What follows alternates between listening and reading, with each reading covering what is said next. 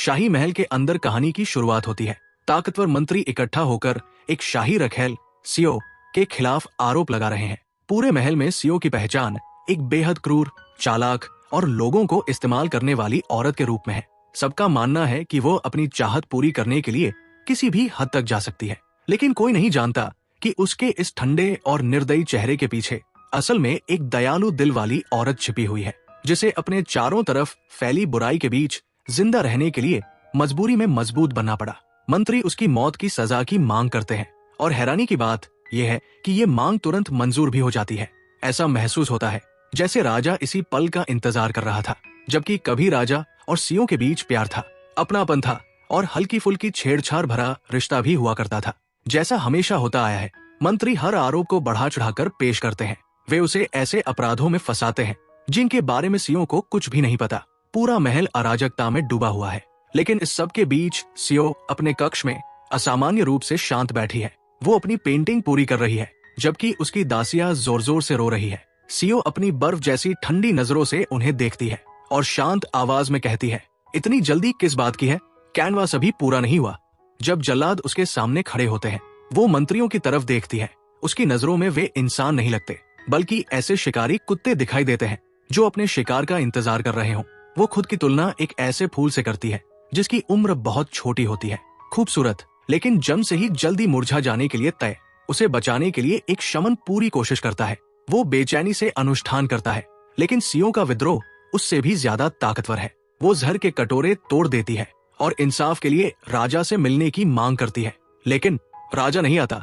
बेरमी की हद पार करते हुए उसे जबरदस्ती पकड़ा जाता है, काबू में किया जाता है और आखिरकार उसे जानलेवा जहर पीने पर मजबूर कर दिया जाता है। जैसे जैसे उसकी जिंदगी खत्म होने लगती है, वैसे वैसे प्रकृति भी जैसे बगावत कर देती है। तपती हुई गर्मियों के बीच अचानक बर्फ गिरने लगती है और एक सूर्य ग्रहण पूरी दुनिया को अंधेरे में डुबो देता है। लेकिन दरबार खुशियां मनाता है। सबको लगता है कि उसकी मौत के साथ आखिरकार शांति लौट आई है। उसकी आंखें बंद हो जाती है, उसकी सांसें थम जाती है। लेकिन मौत उसकी कहानी का अंत नहीं थी। वो अचानक एक तेज चुभती हुई रोशनी के बीच जागती है और कोई आवाज आदेश देती है, अब जहर पी लो। सीओ को लगता है कि शायद वो परलोक में पहुंच चुकी है, लेकिन अगले ही पल वो खुद को चकाचौंध करने वाली स्टूडियो लाइट्स के बीच पाती है। चारों तरफ कैमरे लगे हुए हैं। जिन मंत्रियों ने उसे सजा दी थी वे असल में अभिनेता है और वो शाही महल सिर्फ एक फिल्म सेट है। सीओ ने सिर्फ मौत को धोखा नहीं दिया, वो साल 2026 में पुनर्जन्म ले चुकी है। और सबसे अजीब बात, वो अपनी ही जिंदगी पर बन रही एक ऐतिहासिक फिल्म के बीच आ गिरी है। वो पूरी तरह सदमे में जागती है। उसके चारों तरफ सब कुछ अजनबी है, समझ से बाहर। किस्मत का खेल देखो, वो ठीक उसी पल आकर गिरी है जब जहर देने वाला सीन शूट हो रहा है। डायरेक्टर उसकी मौजूदगी, उसकी तेज नजरें और उसके अंदर से निकल रही कच्ची असली भावनाओं को देखकर तुरंत प्रभावित हो जाता है। बिना देर किए वो फैसला करता है कि इस लड़की को फिल्म की लीड एक्ट्रेस का स्टंट डबल बनाया जाएगा। लेकिन सीओ खुद पूरी तरह उलझ चुकी है। उसे लोगों के कपड़े अजीब लग रहे हैं और सबसे ज्यादा हैरानी उसे मर्दों के लंबे बाल देखकर हो रही है। कैमरे फिर से चालू होते हैं। नकली जहर उसके सामने रखा जाता है, लेकिन उसी पल उसका अतीत उस पर हावी हो जाता है। वो अब भी यही मान रही है कि वह जोसोन युग में ही है। इस बार वो इतिहास को खुद को दोहराने नहीं देगी।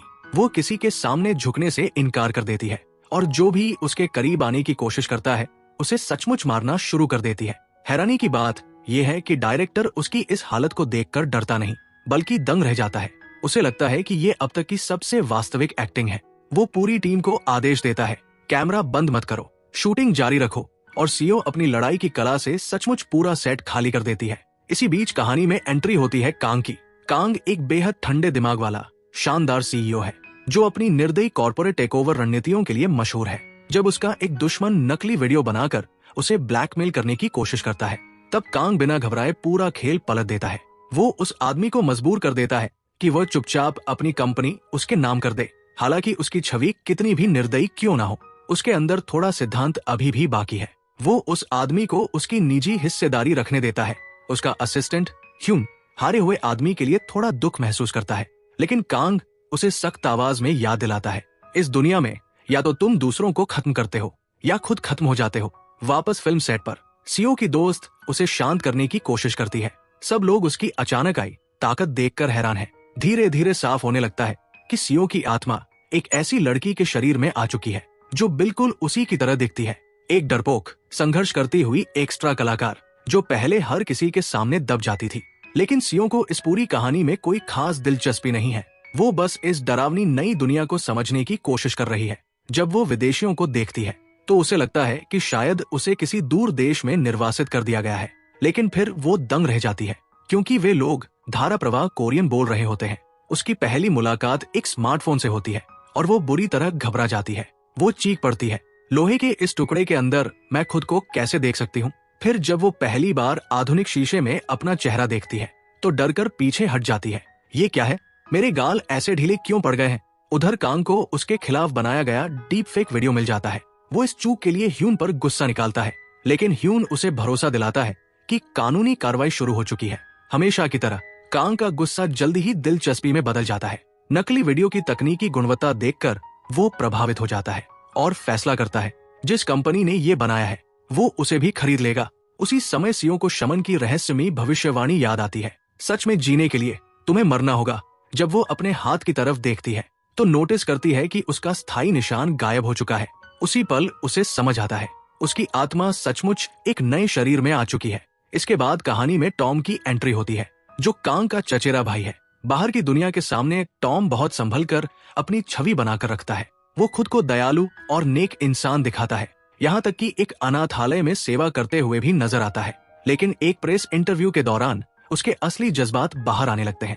रिपोर्टर्स बार बार सिर्फ कांग की कामयाबी के बारे में सवाल पूछते रहते हैं और यही बात टॉम के अंदर छिपी जलन को भड़का देती है। दूसरी तरफ सीओ अपनी शाही आदतों को दबाने की पूरी कोशिश कर रही है ताकि किसी को उस पर शक ना हो। लेकिन उसकी दोस्त उसकी पुरानी भाषा और बोलने के तरीके पर हंस हंस कर बेहाल हो जाती है। वो मजाक में कहती है, हमें किसी शमन को बुलाना पड़ेगा जो तुम्हारे अंदर घुसे इस ऐतिहासिक भूत को बाहर निकाले। तभी प्रोड्यूसर और घमंडी लीड एक्ट्रेस पार्क उसे डांटने के लिए पहुंचते हैं, लेकिन सीओ उन्हें उनकी उम्मीद के मुताबिक जवाब नहीं देती। वो उन्हें शाही ठंडेपन और तिरस्कार से चुप करा देती है। फिर इतनी शालीनता से बिल्कुल किसी राजकुमारी की तरह मुड़कर वहां से निकलती है कि सब लोग कुछ पल के लिए बोलती बंद हो जाते हैं। उसकी दोस्त उसकी नई हिम्मत देखकर दंग रह जाती है। लेकिन अगले ही पल एक मोबाइल फोन बज उठता है और सीओ का सारा रौब पल भर में टूट जाता है। वो डरकर पीछे हटती है, हाफते हुए कहती है, लोहे के इस टुकड़े की आवाज कैसे निकल रही है, ये बोल कैसे रहा है। उधर सड़क पर कांग भारी ट्रैफिक में फंसा हुआ है। ह्यून उसे याद दिलाता है कि आज सूर्य ग्रहण लगने वाला है, एक बेहद दुर्लभ घटना जो पूरे 300 साल बाद हो रही है। और हैरानी की बात, ये वही तारीख है जिस दिन कभी सीओ की मौत हुई थी। तभी अचानक सीओ कुछ लोगों को देखती है जो जोसोन दौर के अपराधियों जैसे कपड़े पहने हुए हैं। असल में वे पास के सेट के एक्स्ट्रा कलाकार होते हैं, लेकिन सीओ को लगता है कि वे हत्यारे हैं जो उसे मारने आए हैं। वो घबराकर अपने कपड़े संभालती है और पूरी ताकत से सड़क पर भागना शुरू कर देती है। वो चीखती जाती है, विद्रोह हो गया है, अपनी जान बचाओ। आसमान छूती इमारतें, आधुनिक दुनिया का शोर और चारों तरफ का अराजक माहौल, ये सब उसके लिए बहुत ज्यादा हो जाता है। उसे घबराहट का भयंकर दौरा पड़ता है और वो बेहोश होकर सीधे कांग की कार के सामने गिर जाती है। ह्यून तुरंत घबरा जाता है। वो कांग से कसम खाकर कहता है, सर मैंने इसे टक्कर नहीं मारी, ये खुद सदमे से बेहोश हुई है। लेकिन अगले ही पल सीओ अचानक जोर से चीखते हुए उठ बैठती है और पागलों की तरह भागकर तेज रफ्तार गाड़ियों से भरी सड़क में घुस जाती है। अब कांग के पास उसके पीछे भागने के अलावा कोई रास्ता नहीं बचता। वो सचमुच ऐसे उसके पीछे दौड़ता है जैसे किसी भागी हुई मुर्गी को पकड़ने की कोशिश कर रहा हो, सिर्फ उसकी जान बचाने के लिए। आखिरकार वो उसे पकड़कर फुटपाथ पर खींच लाता है, फिर गुस्से में उसे डांटना शुरू कर देता है क्योंकि वह दोनों की जान खतरे में डाल चुकी थी। लेकिन सीओ अपने ठंडे शाही घमंड को कायम रखते हुए बिना एक पल गवाए उसे जोरदार थप्पड़ मार देती है। चारों तरफ लोग इकट्ठा हो जाते हैं। सबको लगता है कि ये बस किसी प्रेमी जोड़े की लड़ाई है। कांग हमेशा की तरह शक से भरा हुआ है। उसे लगता है कि ये लड़की किसी ने उसे बदनाम करने के लिए भेजी है। वो उसे पैसे देकर वहां से जाने को कहता है। जवाब में सीओ सूखे फूल की डाली उठाकर उसे वहीं मारती है जहां सबसे ज्यादा चोट पहुंचती है। देखते ही देखते मामला पूरी सड़क वाली लड़ाई में बदल जाता है। कांग अपना सारा रुतबा भूलकर उससे लड़ने लगता है और ह्यून किनारे खड़ा ये पूरा तमाशा देखकर मजे ले रहा होता है। आखिर में कांग गुस्से से भरा अपना बिजनेस कार्ड उसकी तरफ फेंकता है ताकि अगर उसे कोई चोट लगी हो तो उसका खर्च कवर हो सके, और फिर गुस्से में वहां से चला जाता है। ह्यून माहौल हल्का करने की कोशिश करता है। वो मजाक में कहता है, मैंने आज का राशिफल देखा था, मुझे पहले ही पता था कि कि आज बुरा दिन होने वाला है, इसलिए मैं पहले से तैयार हूँ। दूसरी तरफ भटकी हुई सीओ को उम्मीद की एक छोटी सी किरण दिखाई देती है। उसे जमीन पर बना एक पुराना नक्शा दिखता है जिसमें जोसोन दौर के चिन्ह बने हुए हैं। तभी वो स्कूल ट्रिप पर आए बच्चों के एक ग्रुप को म्यूजियम की तरफ जाते देखती है और सचमुच ये मान बैठती है कि वे लोग समय में पीछे लौटने की यात्रा पर जा रहे हैं।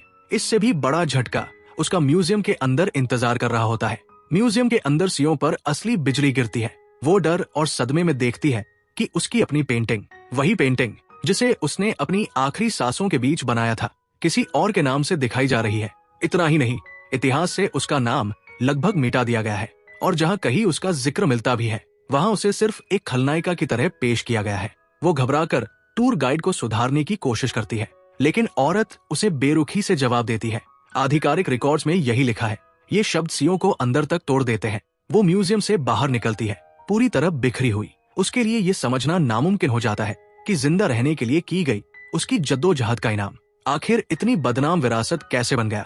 बिना दिशा के भटकते हुए उसकी मुलाकात एक यूनिवर्सिटी स्टूडेंट से होती है जो जोसोन युग पर रिसर्च कर रहा होता है। सीओ उससे उस बदनाम रखेल के बारे में पूछती है। स्टूडेंट बताता है कि अनौपचारिक रिकॉर्ड्स के मुताबिक नीची पृष्ठभूमि से आने के बावजूद उस औरत के पास महल में सबसे ज्यादा ताकत थी, लेकिन आम लोग उससे नफरत करते थे और उसे एक दुष्ट रानी मानते थे। ये सुनकर सीओ का सफर और भी भारी हो जाता है। वो कड़वाहट, दुख और उस दर्द में डूबती चली जाती है कि इतिहास ने उसे याद करने के लिए यही चेहरा चुना। इसी बीच शमन फिर से सीओ को बुलाता है। अपने अनुष्ठानों के जरिए वो एक बात पक्की कर देता है, सीओ पर किसी आत्मा का कब्जा नहीं है। उसकी आत्मा सचमुच समय को पार करके यहाँ आई है। उधर जैसे ही कांग लिफ्ट से बाहर निकलता है उसे पारंपरिक कपड़ों में एक लड़की की झलक दिखाई देती है और वो सचमुच डरकर पीछे हट जाता है। हाल की घटनाओं ने उसे अंदर तक ट्रॉमा दे दिया है। उसका असिस्टेंट ह्यून उसे लगातार चिढ़ाता रहता है। वो हंसते हुए कहता है, लोग कहते हैं ना, जो लड़की तुम्हें थप्पड़ मारे आखिर में उसी से प्यार हो जाता है। जवाब में कांग उसे ऐसी नजर से देखता है जिसमें सिर्फ शुद्ध तिरस्कार भरा होता है।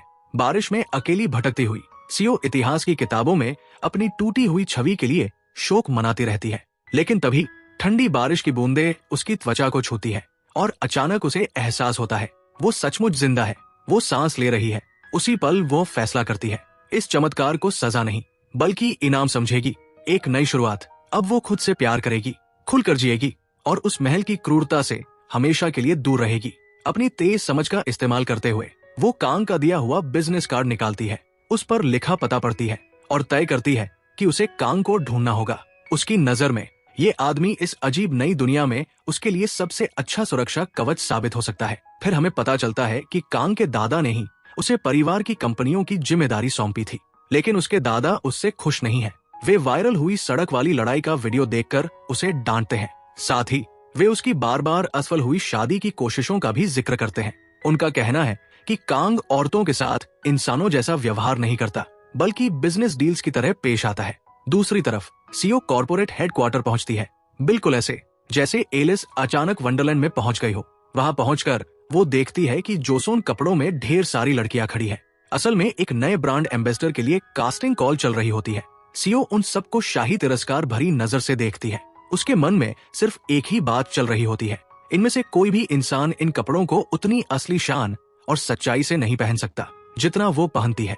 उसी समय एक रिसेप्शनिस्ट उसे भी ऑडिशन देने आई लड़की समझ लेती है और उससे कहती है, अपनी बारी का इंतजार करो। वहाँ उसकी मुलाकात घमंडी एक्ट्रेस पार्क से होती है। पार्क उसे भड़काने की कोशिश करती है और उस पर पीछा करने का आरोप लगाती है, लेकिन सीओ उसे बर्फ जैसी ठंडी बेरुखी से चुप करा देती है।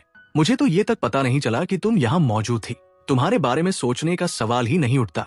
इसी अफरातफरी के बीच एक रहस्यमयी आदमी कंपनी की छत की तरफ जाने वाली इमरजेंसी सीढ़ियां चढ़ता हुआ दिखाई देता है। सीओ का आत्मविश्वास और उसकी तेज जुबान बाकी उम्मीदवारों को दंग छोड़ देती है। फिर वो पार्क के साथ इंटरव्यू रूम में पहुंचती है। रिक्रूटर पार्क से पूछता है, 5 साल बाद तुम खुद को कहाँ देखते हो? पार्क तुरंत मीठा दिखने वाला नाटक शुरू कर देती है, अपने पति और बच्चों के साथ एक शांत घर में। लेकिन सीओ तुरंत उसकी बात काट देती है, ये कोई कॉर्पोरेशन है, शादी कराने वाली संस्था नहीं। अगर तुम्हारी सबसे बड़ी महत्वाकांक्षा सिर्फ माँ बनना है तो यहाँ आकर हमारा समय क्यों खराब कर रही हो? उसी वक्त कांग वहाँ पहुँचता है और सीओ को देखते ही साफ तौर पर घबरा जाता है, जैसे उसे एक और थप्पड़ पड़ने का डर हो। सीओ उसे बताने की कोशिश करती है कि वो उसे एक सौदा ऑफर करने आई है, लेकिन कांग सुनने से ही इनकार कर देता है। फिर भी सीओ पीछे हटने वालों में से नहीं है। वो परछाई की तरह उसके पीछे लगी रहती है जब तक वो बिल्डिंग से बाहर नहीं निकल जाता। अपना धैर्य खोकर कांग सिक्योरिटी को आदेश देता है कि उसे पकड़कर वहां से बाहर निकाल दिया जाए। लेकिन तभी सीओ को अचानक हवा में मौत की गंध महसूस होती है। उसका चेहरा बदल जाता है। वो घबराकर चिल्लाने लगती है और पूरी ताकत से कांग को उसकी कार से दूर खींचने लगती है। आप बहुत बड़े खतरे में हैं, अभी यहाँ से हटिए। कांग उसे पागल समझकर उसकी बात को नजरअंदाज कर देता है। उसी समय सूरज धीरे धीरे गायब होने लगता है और दोपहर का आसमान अचानक अजीब डरावने अंधेरे में डूब जाता है। सूर्य ग्रहण शुरू हो चुका था। अचानक सीओ अपनी हैरान कर देने वाली ताकत से सिक्योरिटी गार्ड्स की पकड़ तोड़ देती है और कांग को जोर से धक्का देकर एक तरफ गिरा देती है। ठीक उसी सेकंड ऊपर छत से एक विशाल ढांचा नीचे गिरता है और सीधे कांग की कार की छत को पूरी तरह कुचल देता है। दूसरी बार सीओ उसकी जान बचा चुकी थी। बेहोशी की हालत में सीओ सपना देखती है कि वो फिर से महल में वापस आ गई है। राजा उसके साथ प्यार से हंस रहा है और उसे एक हर्बल दवा पीने के लिए दे रहा है। लेकिन जैसे ही उसकी नजर उस कटोरे पर पड़ती है, वो डर से जम जाती है। वो वही कटोरा था जिसमें उसे उसकी फांसी वाले दिन जहर दिया गया था। सीओ डरकर पीछे हट जाती है, कटोरा तोड़ देती है और कांपती आवाज में उससे विनती करती है, कृपया मुझे चोट मत पहुंचाइए। अचानक वो कांग की आवाज सुनकर झटके से जाग जाती है। उसकी नजरें लाल फूलों के गुलदस्ते पर टिक जाती है और जहर वाला दुस्वप्न अब भी उसका पीछा कर रहा होता है। अब वो कांग के साथ बैठी होती है। कांग सीधा सवाल पूछता है, तुम्हें पहले से कैसे पता था कि खतरा आने वाला है? सीओ बिना हिचकिचाहट जवाब देती है, हमलों और साजिशों को होने से पहले पहचानने का मुझे सालों का अनुभव है। महल में अनगिनत दुश्मनों के बीच जीते जीते वो चलते फिरते आपदा चेतावनी सिस्टम जैसी बन चुकी थी। लेकिन शुक्रिया कहने की जगह कांग और ज्यादा शक करने लगता है। उसके हिसाब से इतने सारे संयोग अब बहुत ज्यादा हो चुके थे। वो उस पर आरोप लगाता है कि शायद वो पूरी साजिश का हिस्सा है और उन लोगों के साथ मिली हुई है जो उसकी हत्या करना चाहते थे। ये सुनकर सीओ का गुस्सा फट पड़ता है। वो तीखे अंदाज में जवाब देती है, अगर मुझे आपको नुकसान पहुंचाना होता तो मैं बिना कोई योजना बनाए उसी पल कर देती। लेकिन आखिर में कांग उसे ठंडेपन से नजरअंदाज कर देता है और सिक्योरिटी उसे जबरदस्ती बाहर छोड़ आती है। सीओ तुरंत पछताने लगती है कि उसने उसकी जान बचाई ही क्यों। लेकिन बाहर उसे ह्यून इंतजार करता हुआ मिलता है। कांग के आदेश पर वो उसे घर छोड़ने आया था। कार के अंदर बैठते ही सीओ सीट बेल्ट से डर जाती है। तेज रफ्तार से उसका सिर चकराने लगता है। वो घबराकर ह्यून से गाड़ी धीमी चलाने की विनती करती है। ह्यून हैरानी से जवाब देता है, मैडम मैं सिर्फ 20 की स्पीड पर चला रहा हूँ, आपसे तो साइकिल भी आगे निकल जाएगी। उधर कांग के दादा के जन्मदिन की दावत में हमें एक ऐसा परिवार दिखाई देता है जो बाहर से प्यार दिखाता है लेकिन अंदर ही अंदर नफरत से भरा हुआ है। सब लोग प्यार का नाटक कर रहे हैं जबकि उनके अंदर नाराजगी उबल रही है। कांग के दादा सबके सामने टॉम की तारीफ करते हैं, उसे परिवार का इकलौता वफादार इंसान बताते हैं और यही से 17 साल पुरानी याद सामने आती है। उस समय दादा को लिवर ट्रांसप्लांट की जरूरत थी। उनकी सारी बेटियों ने दान देने से बचने के लिए बहाने बना दिए थे। किसी ने कहा वो बच्चे को दूध पिला रही है, किसी ने अपनी अस्थमा की बीमारी का बहाना बनाया। लेकिन टॉम जो उस वक्त सेना में था, उसने बिना एक पल गवाए अपना लिवर दान करने के लिए हाँ कर दी। तभी से दादा हर वक्त बेटियों के सिर पर टॉम के इस बलिदान का एहसान लादे रखते हैं और उन्हें दिन रात मुस्कुराते रहने का आदेश देते हैं। सीओ एक पुराने टूटे फूटे बोर्डिंग हाउस के सामने उतरती है। अपने पुराने शाही महल से उसकी तुलना करते ही उसे ये जगह किसी मुर्गियों के दड़बे से ज्यादा कुछ नहीं लगती। रिसेप्शनिस्ट उसे देर से आने के लिए डांटता है क्योंकि वो अपनी दादी से मिलने में लेट हो चुकी थी।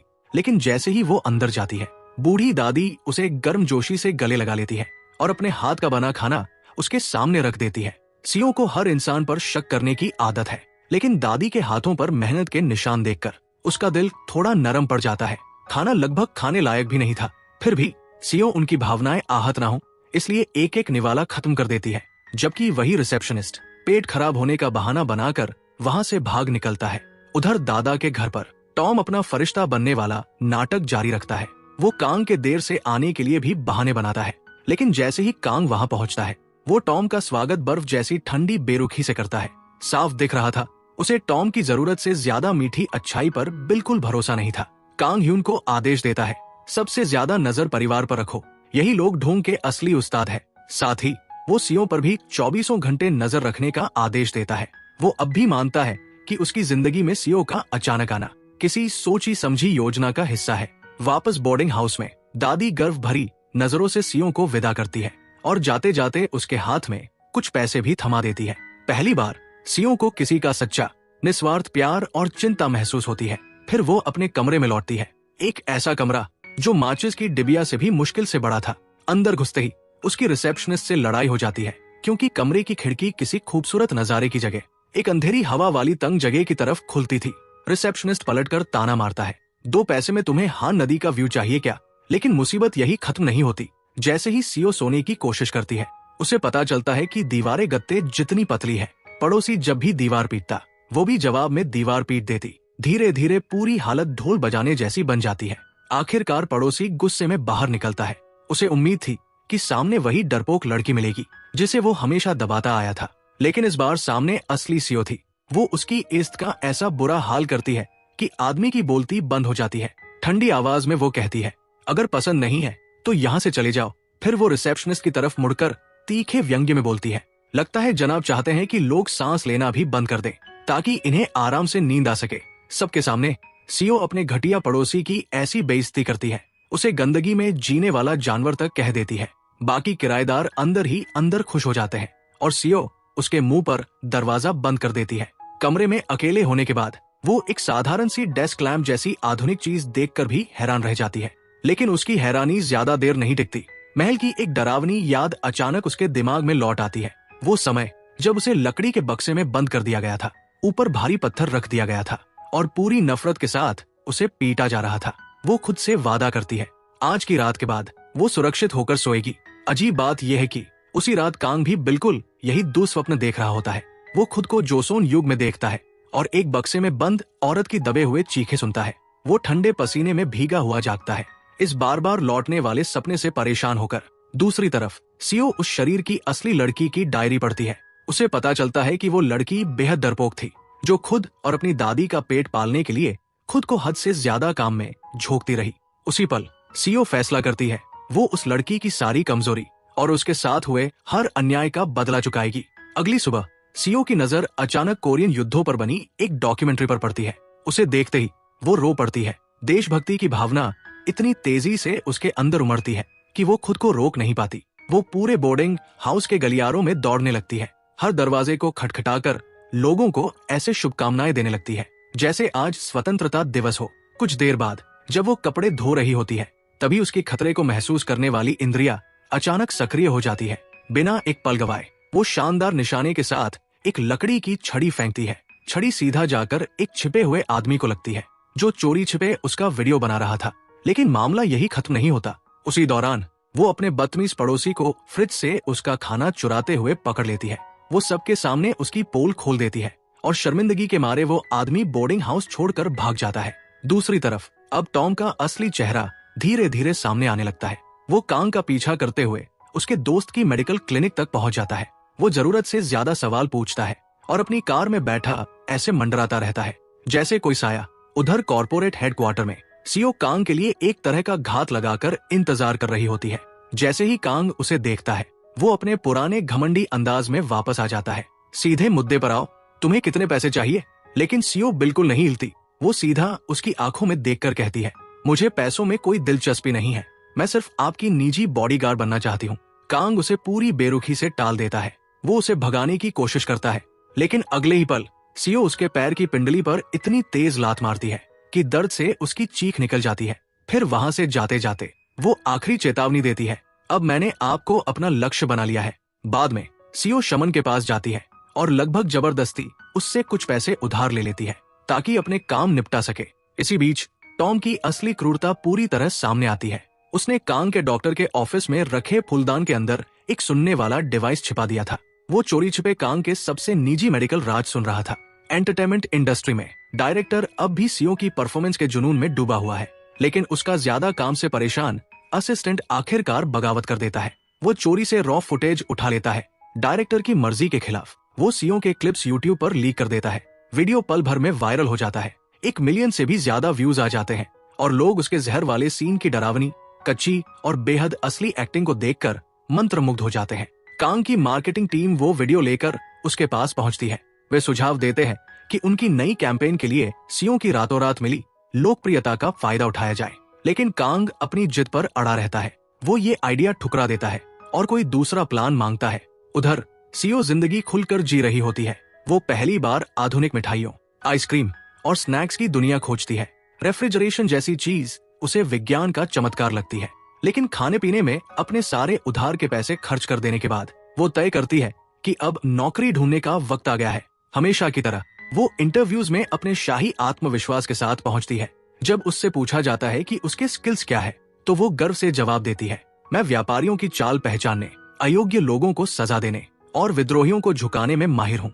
जाहिर सी बात है, इन जवाबों के बाद हर जगह से उसे बाहर निकाल दिया जाता है। कुछ जगह तो उसे साफ चेतावनी भी मिलती है कि दोबारा लौटकर मत आना। गुस्से में आकर वो नौकरी के पोस्टर फाड़ने लगती है। तभी उसका बदतमीज पड़ोसी उसका मजाक उड़ाता है, तुम्हारे जैसे गुस्सैल स्वभाव वाले इंसान को नौकरी देगा भी कौन।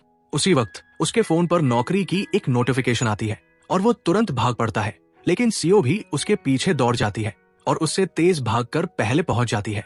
आखिरकार दोनों को एक होम शॉपिंग चैनल में काम मिल जाता है। लेकिन वहां पहुंचते ही सीओ का असर जादू जैसा साबित होता है। उसकी वायरल लोकप्रियता की वजह से वो जिस भी प्रोडक्ट को हाथ लगाती या कैमरे पर दिखाती, वो सेकंडों में बिक जाता।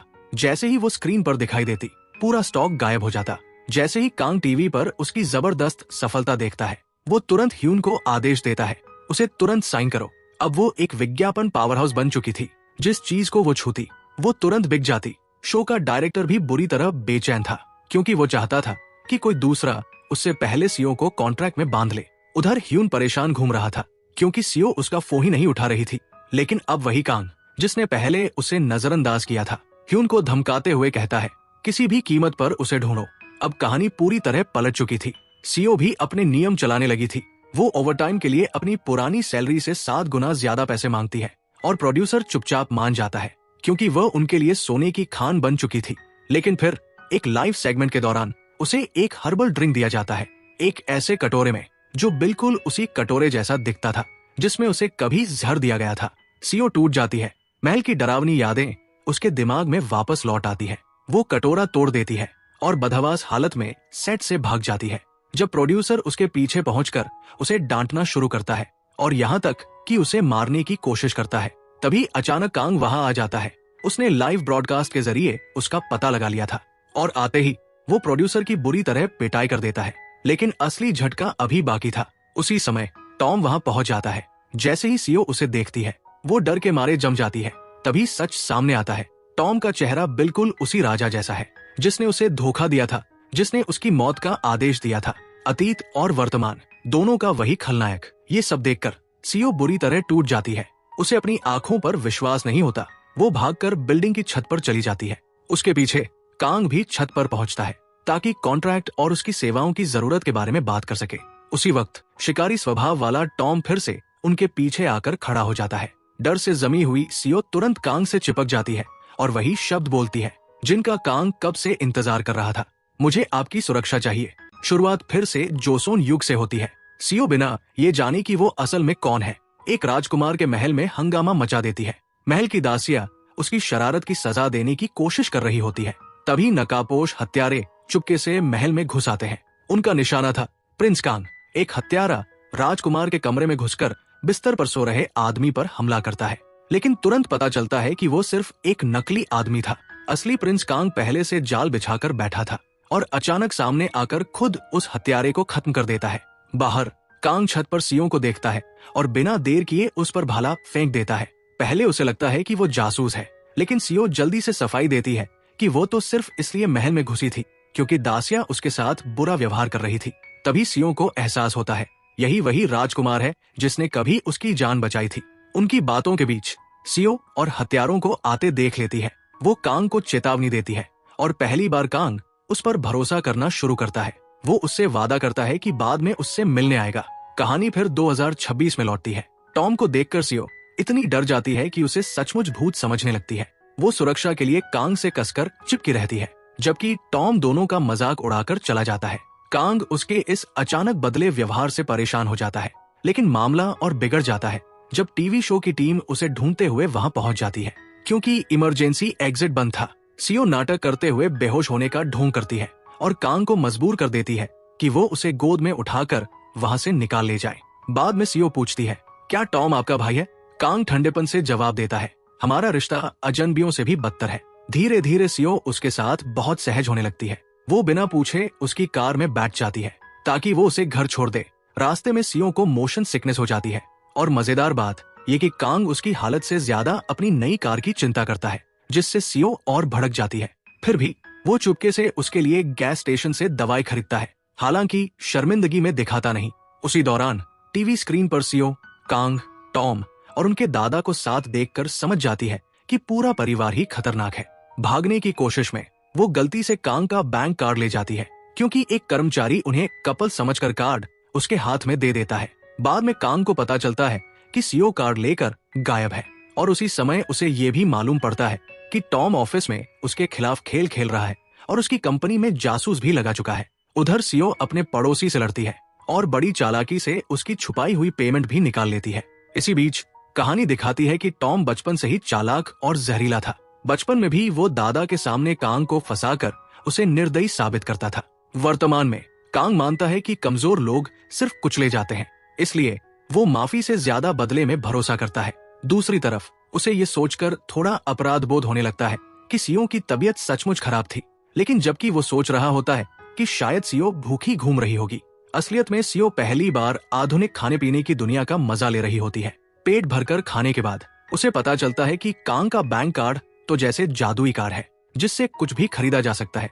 खुशी खुशी वो 8 बैग मीठे डोनट्स खरीद डालती है, बिना ये समझे कि वो उसका सारा पैसा उड़ा रही है। उधर कांग के फोन पर लगातार नोटिफिकेशन आने लगते हैं, उसके अकाउंट से पैसे उड़ते जा रहे थे। सदमे में वो ह्यून को फोन करता है और पूछता है कि कार्ड फ्रीज क्यों नहीं किया गया। ह्यून शर्मिंदा होकर कहता है कंपनी के बड़े संकट में वो भूल गया। उधर सीओ मिठाइयों से भरे बैग उठाए घूम रही होती है, तभी वो अपने पड़ोसी को गर्लफ्रेंड से ब्रेकअप करते देखती है। गुस्से में आदमी महंगा हैंडबैग फेंक देता है और सीओ उसे हवा में ही पकड़ लेती है। उसके हिसाब से किस्मत साफ कह रही थी कि बैग उसी का है। इसी दौरान कांग उसके बोर्डिंग हाउस के बाहर उसका इंतजार कर रहा होता है, ये पूछने के लिए कि उसने उसके कार्ड से इतना पैसा कैसे उड़ा दिया। सीओ दोनों हाथों और मुंह में खाना भरे हुए पहुंचती है और मासूमियत से क्रेडिट कार्ड को जादुई कार्ड बुलाती है। कांग को उस पर थोड़ा तरस आने लगता है। उसे लगता है शायद ये सब उसका रात का खाना है। उसे क्या पता, सीओ पहले ही पूरे परिवार जितना खाना खा चुकी थी। वो अब भी खाने की खुशबू सूंघते हुए भूखी दिखती है और कांग सच में सोचने लगता है कि शायद जोसोन युग में लोगों को ढंग का खाना ही नहीं मिलता था। फिर सीओ मासूम चेहरा बनाकर उसे देखती है, जैसे उम्मीद कर रही हो कि वो और खाना खिलाएगा। कांग तुरंत बोलता है, मुझे मैनिपुलेट करने की कोशिश मत करो। लेकिन कुछ मिनट बाद वही आदमी रेस्टोरेंट में उसके लिए मांस ग्रिल करता हुआ मिलता है। सीओ पूरे टेबल का सफाया कर देती है। बिल देखकर कांग हैरान रह जाता है। सीओ मुस्कुराकर कहती है कि वो रुका क्योंकि उसे उसकी चिंता थी। कांग तुरंत इनकार कर देता है, मुझे सिर्फ अपनी चिंता है। लेकिन साफ दिख रहा था सीओ के मामले में उसका बर्फ जैसा रवैया धीरे धीरे टूट रहा था। उधर टॉम और दादा के बीच बातों बातों में कांग की डेटिंग की अफवाह निकलती है। दादा अचानक बहुत खुश हो जाते हैं क्योंकि कांग हमेशा शादी की बातों से भागता रहा है। जब टॉम बताता है कि लड़की मीडिया इंडस्ट्री से जुड़ी है, दादा तुरंत किसी खूबसूरत एंकर या प्रोड्यूसर की कल्पना करने लगते हैं।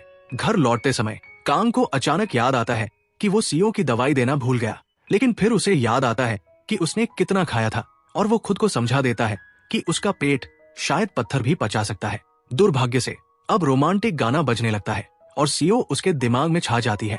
उसे हर जगह उसका चेहरा दिखाई देने लगता है, यहाँ तक कि विज्ञापनों में भी।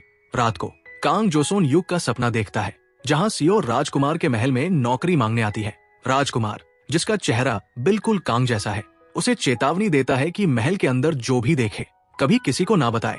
कांग अचानक रोते हुए नींद से उठ बैठता है, समझ नहीं पाता कि सीओ उसके दिमाग पर इतना असर क्यों डाल रही है। अगले दिन वो जवाब पाने के लिए अपने मनोचिकित्सक दोस्त से मिलता है, लेकिन वहाँ से भी कोई खास मदद नहीं मिलती।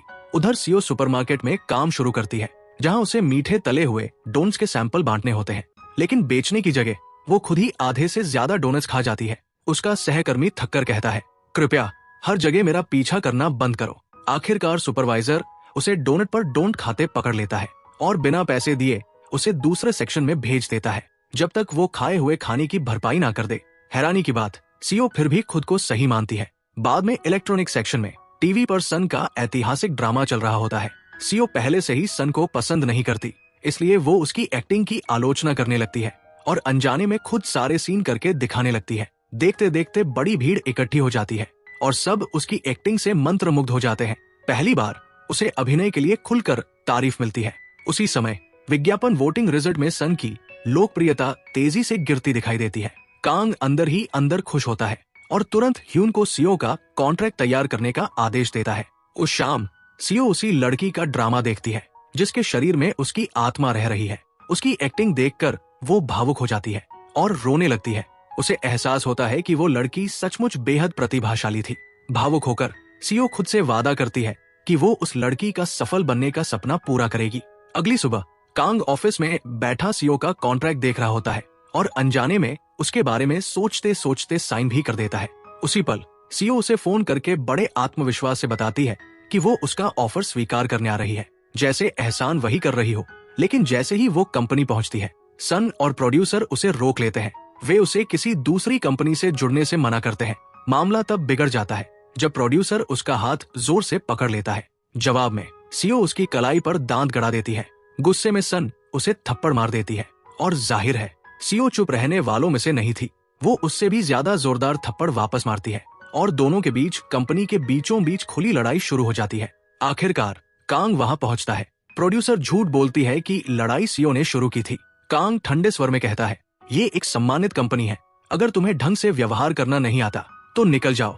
लेकिन अगले ही पल सन और प्रोड्यूसर के सामने वो पूरी बाजी पलट देता है। वो सीओ का गर्मजोशी से स्वागत करता है और ऐलान करता है कि वो यहाँ उससे कॉन्ट्रैक्ट साइन करने आई है। कांग के सबके सामने सीओ का साथ देने के बाद सीओ पूरी तरह हैरान रह जाती है। सिर्फ कुछ शब्दों में कांग उसकी वो इज्जत वापस दिला देता है जिसे सन और प्रोड्यूसर ने तोड़ने की कोशिश की थी। वो प्रोड्यूसर को ठंडे अंदाज में चेतावनी भी देता है कि चाहे तो अपनी जेब खर्च से उसकी पूरी कंपनी खरीद सकता है। बाद में ऑफिस में कांग चुपचाप उसे ठंडी स्पार्कलिंग वाटर की बोतल देता है और कहता है कि सूजे हुए गाल पर लगा ले। लेकिन सीओ हमेशा की तरह गलत समझती है और उसे पी जाती है। खराब स्वाद की शिकायत करते हुए वो जल्दी से कॉन्ट्रैक्ट मांगती है।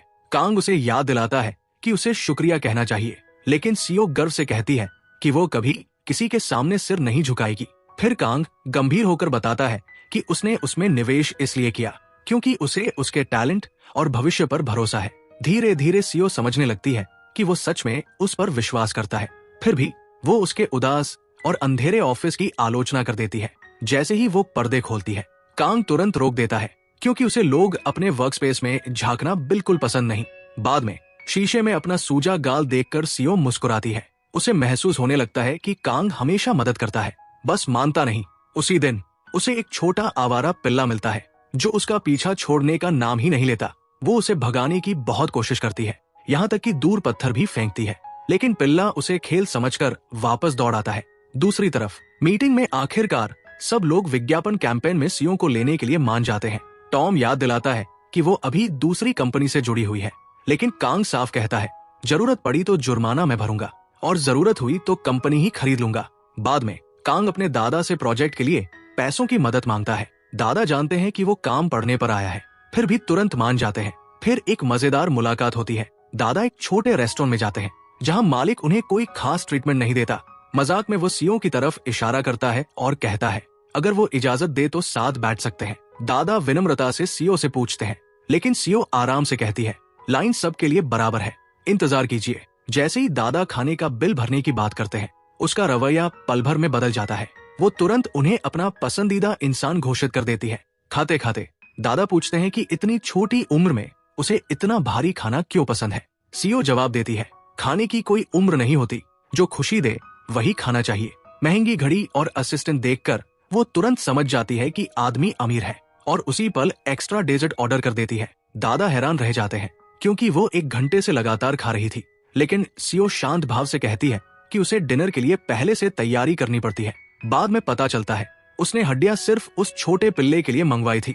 रात को बोर्डिंग हाउस लौटते समय उसे महसूस होता है कि कोई उसका पीछा कर रहा है। वो तुरंत लोहे की पाइप पकड़कर लड़ने के लिए तैयार हो जाती है, लेकिन पीछा करने वाला कोई दुश्मन नहीं, वही पिल्ला था जो उसका फेंका हुआ पत्थर वापस लाया था।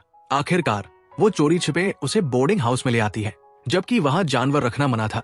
इसी दौरान होम शॉपिंग शो वाला प्रोड्यूसर उसके खिलाफ पुलिस शिकायत दर्ज कर देता है और झूठ बोलता है कि हमला सीओ ने पहले किया था। लेकिन मामला गंभीर होने से पहले कांग पुलिस स्टेशन पहुंच जाता है। वो पलटकर शिकायत करने की बात करता है और बताता है कि लाइव शो में जबरदस्ती करवाए गए प्रोडक्ट्स की वजह से सीओ की तबीयत खराब हुई थी, फिर भी उसे कोई मुआवजा नहीं मिला। कानूनी मुसीबत का नाम सुनते ही प्रोड्यूसर तुरंत शिकायत वापस ले लेता है। बाहर आते ही सीओ कांग को छेड़ती है कि वो साफ साफ क्यों नहीं मानता कि वो उसकी चिंता करता है, लेकिन कांग हमेशा की तरह इनकार करता है। मैं सिर्फ कंपनी की इमेज बचा रहा था। दोनों साथ चलते हुए कांग समझाता है कि उसका छोटा कमरा पिल्ले के लिए सही नहीं है और कॉन्ट्रैक्ट से पहले उन्हें साफ सीमाएं तय करनी होंगी। सीओ आत्मविश्वास से जवाब देती है, एक दिन आप ही मेरे पीछे घूमते नजर आएंगे। फिर वो अचानक टॉम के बारे में पूछती है। कांग उसे साफ चेतावनी देता है, अगर टॉम तुम्हें अच्छा इंसान लगता है तो तुम बहुत बड़ी गलती कर रही हो। बाहर से फरिश्ता दिखता है लेकिन अंदर से शैतान है। ये बातें सुनते ही सीओ को अपने पिछले जन्म का क्रूर राजा याद आ जाता है, जिसका चेहरा बिल्कुल टॉम जैसा था। उसे याद आता है कि वो राजा मनोरंजन के लिए जिंदा जानवरों का शिकार करता था, इसलिए उसने कभी एक आवारा कुत्ते को बचाने के लिए पत्थर फेंककर भगाने की कोशिश की थी, लेकिन उसी कोशिश में उसका पैर खुद घायल कर दिया था। वर्तमान में जैसे ही सीओ समझती है कि टॉम शायद कांग के घर नहीं आता, वो शांत हो जाती है। फिर अचानक वो पिल्ला कांग के हाथ में पकड़ा देती है। कांग तुरंत मना कर देता है, लेकिन जैसे ही वो कहती है मैं आप पर भरोसा कर रही हूँ, वो मान जाता है। कुछ देर बाद उसे याद आता है उसे कुत्तों से एलर्जी है। फिर भी सारी रात छींकते हुए वो पिल्ले के लिए खाना, पानी और सोने की जगह तैयार करता है। अगले दिन वो ह्यून पर पिल्ला थोपने की कोशिश करता है, लेकिन ह्यून अपनी बिल्ली का बहाना बनाकर मना कर देता है। उधर सीओ एक महंगे रेस्टोरेंट में सन और प्रोड्यूसर से मिलती है और हमेशा की तरह सबको अपनी खाने की क्षमता से शर्मिंदा कर देती है। प्रोड्यूसर उसे लीड रोल देकर कॉन्ट्रैक्ट न तोड़ने के लिए मनाने की कोशिश करता रहता है, लेकिन सीओ को खाने से फुर्सत ही नहीं। बाद में वो सोचती है कि खाना बहुत स्वादिष्ट था, लेकिन मात्रा इतनी कम थी कि सजावट जैसी लग रही थी। कुछ समय बाद सीओ कांग को धन्यवाद देने के लिए एक चिट्ठी लिखती है, लेकिन एक्स्ट्रा ड्रामेटिक होने की वजह से पूरी चिट्ठी पुराने हाजा अक्षरों में लिख देती है। अगले दिन दोनों कंपनियों के साथ काम जारी रखने का फैसला करने के बाद वो पूरे ऑफिस में कांग के पीछे घूमती रहती है। फिर दिल से उसे धन्यवाद कहती है और बोलती है, इसे सोने से पहले पढ़ना। रात को कांग बड़ी मुश्किल से चिट्ठी पढ़ पाता है। असल में वो सिर्फ एक प्यारा सा थैंक यू नोट था, लेकिन फिर पिल्ला लिफाफा गिरा देता है और अंदर बनी छोटी सी ड्राइंग दिख जाती है, जिसमें सीओ ने उसे अपना शानदार सपोर्टर लिखा था। कांग उसे गलत पढ़ लेता है और समझ बैठता है कि लिखा है, मेरे प्रिय। बस फिर क्या था, बेचारा सीधा कल्पनाओं की दुनिया में पहुंच जाता है। उसे मैं पसंद हूँ। अगले दिन वो अजीब तरीके से पूछता फिरता है कि किसी को कभी लव लेटर मिला है या नहीं। उधर सीओ पिल्ले के लिए छत पर छोटा सा घर किराए पर लेती है। इसी बीच कांग एलर्जी के बावजूद पिल्ले से जुड़ने लगता है और मन ही मन मानता है कि अगर वो चला गया तो उसे उसकी याद आएगी। दूसरी तरफ टॉम अपनी जलन छिपाने की कोशिश करता है। रिपोर्टर्स के सामने वो कांग की माँ का अपमान करता है। इस बार कांग खुद को नहीं रोकता और सबके सामने उसे मुक्का मार देता है। उधर सीओ अपनी दादी से मिलने जाती है। पुरानी तस्वीरें देखकर भावुक हो जाती है, लेकिन अचानक कर्ज वसूलने वाले लोग घर में घुस आते हैं, दादी को धक्का देते हैं और बस सीओ का गुस्सा फट पड़ता है।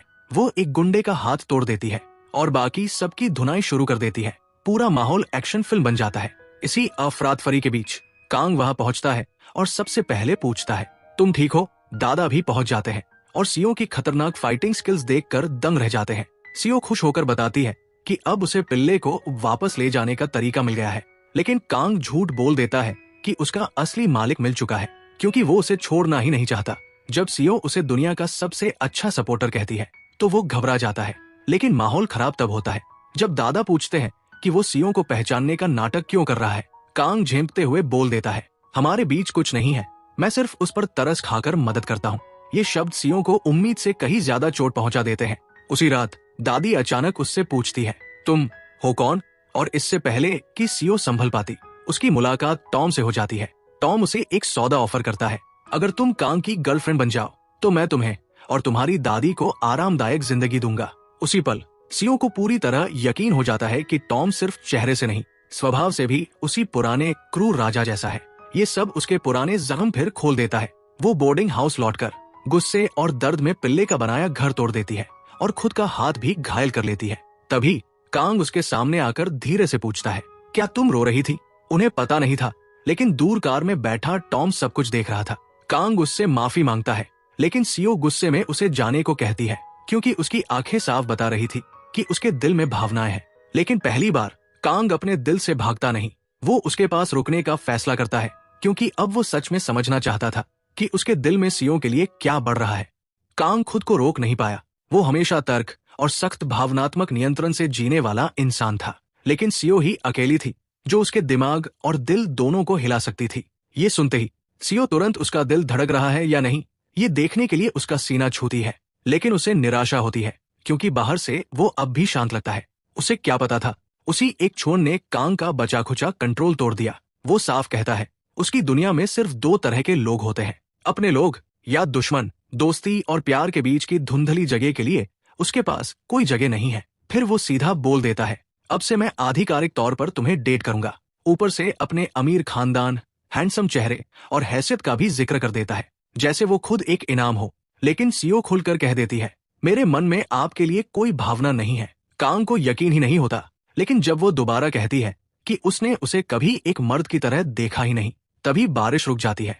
सीओ तुरंत अंदर भाग जाती है और कांग बारिश में अकेला खड़ा रह जाता है, शर्मिंदा और रिजेक्शन स्वीकार ना कर पाने की हालत में। वो अंदर जाकर उसे फिर गले लगाने की कोशिश करता है, लेकिन सीओ साफ बोल देती है, मुझे परेशान करना बंद कीजिए। इस जिंदगी में मैंने कसम खाई है कि किसी मर्द से प्यार नहीं करूंगी। ये शब्द उसके अहंकार पर सीधी चोट थे, लेकिन सच ये था, अंदर ही अंदर सीओ खुद भी उस गले मिलने से घबरा गई थी। उसका दिल भी तेज धड़क रहा था। वो बस अपनी असली भावनाएं छिपा रही थी। अगले दिन रिजेक्शन की जलन अब भी कांग के अंदर थी। ऊपर से किसी ने उसकी पसंदीदा गाड़ी पर खरोंच मार दी। ऑफिस पहुंचकर उसका मूड इतना खराब था कि उसने सब पर गुस्सा निकालना शुरू कर दिया। सेक्रेटरी की छुट्टी कैंसिल कर दी, कर्मचारियों को बातें करते देखा तो ब्रेक एरिया हटाने का आदेश दे दिया। दूसरी तरफ कंपनी के चेयरमैन टॉम की तारीफ कर रहे थे और उसे वारिस बदलने पर सोचने को कह रहे थे। मौका देखते ही टॉम ने चेयरमैन के निजी वकील को पैसे देकर गुप्त दस्तावेजों तक पहुंचने की कोशिश की।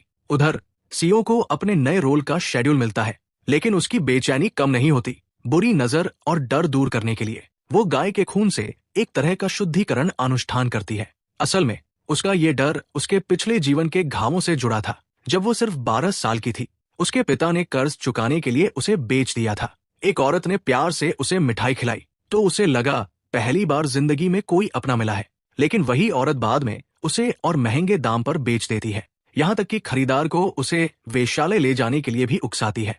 अंधेरे गोदाम में बंद रहने और भागने में नाकाम होने के बाद सीओ ने कसम खाई थी, अब वो सिर्फ खुद पर भरोसा करेगी। इस जिंदगी में उसका भगवान सिर्फ एक था, पैसा। उसका सपना था अमीर बनना और सम्मान से जीना। दूसरी तरफ कांग जिम में गुस्सा निकालने जाता है, लेकिन दिमाग में अब भी सीओ ही चल रही होती है। उसी बीच उस पर एक नया आरोप लग जाता है कि उसने एक छोटी कंपनी को दबाव डालकर खरीद लिया, लेकिन सच उल्टा था। पुराने डायरेक्टर ने घटिया सामान इस्तेमाल किया था और कंपनी खरीदने के बाद कांग को खुद अरबों का नुकसान हुआ था। इस बार वो चुप नहीं बैठता। वो मीडिया में सबूत निकलवा देता है कि पुराने डायरेक्टर ने कर्मचारियों का बोनस जुए में उड़ाया था और सामान भी बदला था। फिर भी उसे इंसानों की स्वार्थी सोच से घिन आने लगती है। तभी उसे याद आता है, कभी सीओ ने उसे अपनी जिंदगी का सबसे अच्छा इंसान कहा था, लेकिन उसके प्यार के इजहार के बाद वही लड़की अचानक बदल गई। वो सोचने लगता है, कहीं ये उसे फंसाने का खेल तो नहीं। आखिरकार अपनी शान एक तरफ रखकर वो सलाह मांगता है कि मुश्किल लड़की को कैसे पटाया जाए। जवाब मिलता है, जो लड़की दूर भागे उसके पीछे लगातार आगे बढ़ो, ताकि उसके पास पीछे हटने की जगह न बचे। बस कांग यही तरीका अपनाने का फैसला कर लेता है। उधर सीओ अब पहले जैसी एक्स्ट्रा या नौकरानी नहीं रही थी। वो एक जानी मानी एक्ट्रेस बन चुकी थी। सेट पर यून जी ही उसका मजाक उड़ाती है कि वो सिर्फ रखेल का रोल कर रही है, जबकि खुद रानी बनी हुई है। इसी बीच कांग पूरी तैयारी के साथ आता है, महंगी गाड़ी, परफेक्ट कपड़े, सब कुछ, क्योंकि वो सीओ को इम्प्रेस करना चाहता था। शूटिंग से पहले सीओ नोटिस करती है कि एक नौकरानी को बहुत आलीशान हेयर पिन पहनाई गई है। वो तुरंत असिस्टेंट डायरेक्टर को सुधारती है। इतिहास में महल की नौकरानियां ऐसे गहने नहीं पहनती थी। जब यून जी ही देखती है कि ध्यान सीओ की तरफ जा रहा है, तो वो सबके सामने आरोप लगा देती है कि उसे रोल बैकडोर कनेक्शन से मिला है। सीओ गुस्से में होती है, लेकिन खुद को रोकती है और मन ही मन ठान लेती है कि एक दिन अपनी सफलता से सबको चुप करा देगी। शूट खत्म होने के बाद पूरा स्टाफ अचानक उसे धन्यवाद देने आता है। कारण, किसी ने पूरे सेट के लिए कॉफी ट्रक भेजा था।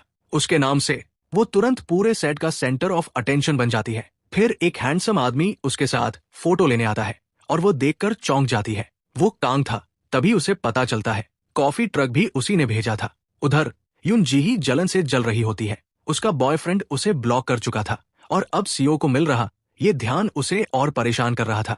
जब सीओ पूछती है कि वो आखिर चाहता क्या है, कांग सीधे कहता है, मैं तुम्हारा दिल जीतूंगा। उसकी ईमानदार नजरें देखकर सीओ का दिल एक पल के लिए डगमगाता है, लेकिन वो फिर भी ठंडेपन से बोलती है, अगले जन्म में भी या हमेशा के लिए भी मेरे दिल में आपके लिए कोई भावना नहीं होगी। इतना कहकर वो कार से उतर जाती है, लेकिन सच्चाई ये थी, वो सिर्फ अपने बेकाबू दिल को शांत करने भाग रही थी। दूसरी बार रिजेक्ट होने के बाद कांग का अहंकार टूट चुका था। गुस्से में वो गुलाबों का बड़ा गुलदस्ता उसके हाथ में थमाता है और तेजी से गाड़ी लेकर निकल जाता है।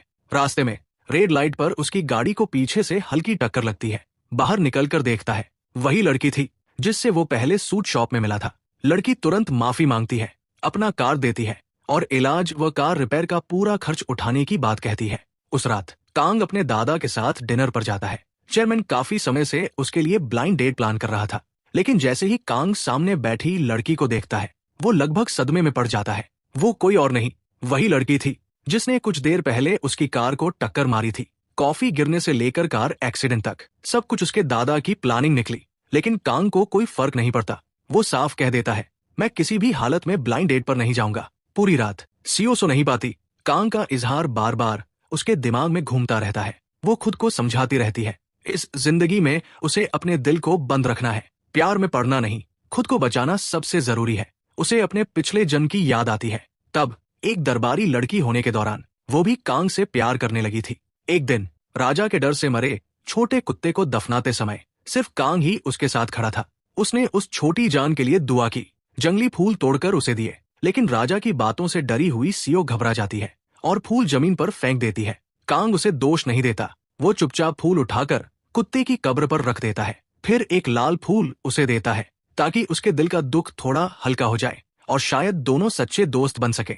वर्तमान में कांग के दिए गुलाबी फूलों को देखते हुए उसका दिल फिर बेचैन होता है। उसी समय वो कुछ लड़कियों को यून जीहो की खूबसूरती और एक्टिंग की तारीफ करते सुनती है और जलकर बोल पड़ती है, इतना मेकअप हटाओ, फिर देखेंगे कितनी सुंदर लगती है। तभी फोन आता है, अगले दिन जेजू आइलैंड शूट के लिए उसे यून जीहो की टीम के साथ जाना होगा। बस नाम सुनते ही वो साफ मना कर देती है। दूसरी तरफ लगातार झटकों की वजह से कांग को भयंकर अनिद्रा हो जाती है। डॉक्टर उसे नींद की दवा देता है, लेकिन एक चालाक नर्स दवा बदल देती है।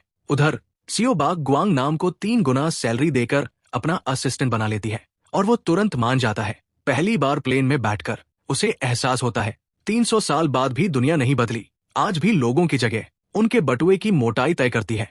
उसी फ्लाइट में कांग भी मौजूद होता है। सोने के लिए वो डॉक्टर की दी हुई दवा खाता है, लेकिन दवा निगलते ही उसका शरीर अजीब तरह से गर्म होने लगता है। उधर इकोनॉमी क्लास में बैठी सीओ पहले से ही चिड़चिड़ी थी। तभी फ्लाइट अटेंडेंट मेडिकल हेल्प मांगते हैं। खुद को कुशल वैद्य समझने वाली सीओ तुरंत मदद के लिए पहुंचती है, लेकिन मरीज को देखते ही लगभग बेहोश हो जाती है। वो कांग था। घबराहट में वो फर्स्ट एड के सारे नियम भूल जाती है। वो उसके चेहरे पर पानी डालती है, थप्पड़ मारती है, कॉलर पकड़कर चिल्लाती है, उठिए, मरिए मत। आखिरकार कांग आंखें खोलता है, लेकिन सिर्फ चूहे का जहर बोलकर फिर बेहोश हो जाता है। क्रू तुरंत डिफिब्रिलेटर लाता है। सीओ रोते हुए उससे विनती करती रहती है, उसे छोड़कर मत जाओ, लेकिन जैसे ही मशीन चलती है तेज करंट उसे भी लग जाता है और वह भी बेहोश हो जाती है। इससे पहले कांग को मजबूरी में एक ब्लाइंड डेट पर भेजा गया था, लेकिन हमेशा की तरह वो लड़की के साथ बेहद ठंडा व्यवहार करता है। वो उसे कॉफी से तुलना करके कहता है, देखने में अच्छी लेकिन पीने में अजीब। अपमानित होकर लड़की उसका पीछा करती है, लेकिन वो साफ कह देता है, इतनी चिपकू मत बनो, अपनी जवानी मेरे जैसे आदमी पर बर्बाद मत करो। उसके दिल में सिर्फ सीओ थी। अस्पताल में आग खुलते ही सीओ को सफेद कमरा देखकर लगता है कि शायद वो मर चुकी है, लेकिन बाग ग्वांग नाम की जोर जोर से रोने की आवाज सुनकर समझ जाती है वो अभी जिंदा है। उसका पहला सवाल होता है, कांग कैसा है?